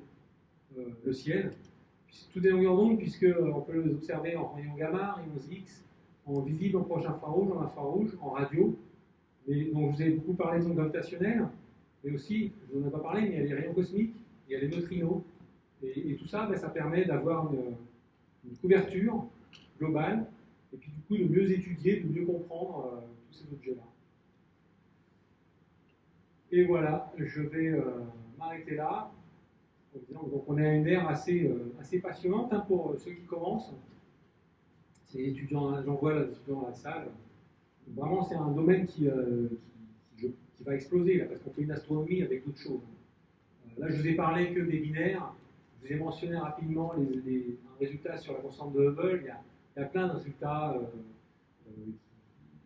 Même sur la relativité générale, les thèses de la relativité générale, qui pour l'instant n'est pas mise en défaut. Et bien sûr, on essaie de la pousser à bout. Donc il y a plein de choses qui sont à faire là-dessus, sur ce domaine-là. Voilà une petite biographie rapide. Mais surtout, en fait, ce que je vous encourage à regarder, c'est ça. Voilà, il y a ces deux liens là qui sont très utiles. Et surtout, n'hésitez pas à regarder une partie Teachers qui est très très bien faite et qui explique pour chaque événement, qui va donner des caractéristiques, et qui va dire pourquoi cet événement est spécial, comment il se remplace par rapport aux autres. Donc c'est ces liens-là, et je crois que je vous en ai... Voilà, ça c'est Teacher. Alors, ce qui est sympa aussi dans cette activité, c'est que non seulement les événements, mais vous pouvez aussi visiter les observatoires. Il y a des visites virtuelles d'observatoires, donc c'est assez instructif. Et l'autre chose que je vais vous montrer, c'est ça, voilà. Vous allez par exemple sur ce lien-là, mais vous pouvez le faire sur tous les événements de LIGO Virgo. Je sais parce que je suis dans le groupe Outreach de LIGO Virgo. Et donc c'est bien fait. Et donc là, par exemple, vous avez l'événement dont je vous ai parlé le 25 avril 2019, avec la binaire d'étoiles à neutrons. Et ils vous disent, c'est en anglais, ouais, voilà, vous pouvez changer la langue. Non, si, ça c'est Google. Là, vous changez la langue ici. Voilà, on peut le mettre en français. Et vous changez la langue, et vous avez une description en termes simples de ce qu'ils ont observé. Après, vous pouvez aller sur la partie qui est plus compliquée si vous voulez. Hein. Mais en tout cas, si vous voulez un premier jet comme ça simple, vous avez tout ici. Voilà, je vais m'arrêter là-dessus, mais je vous remercie de votre attention.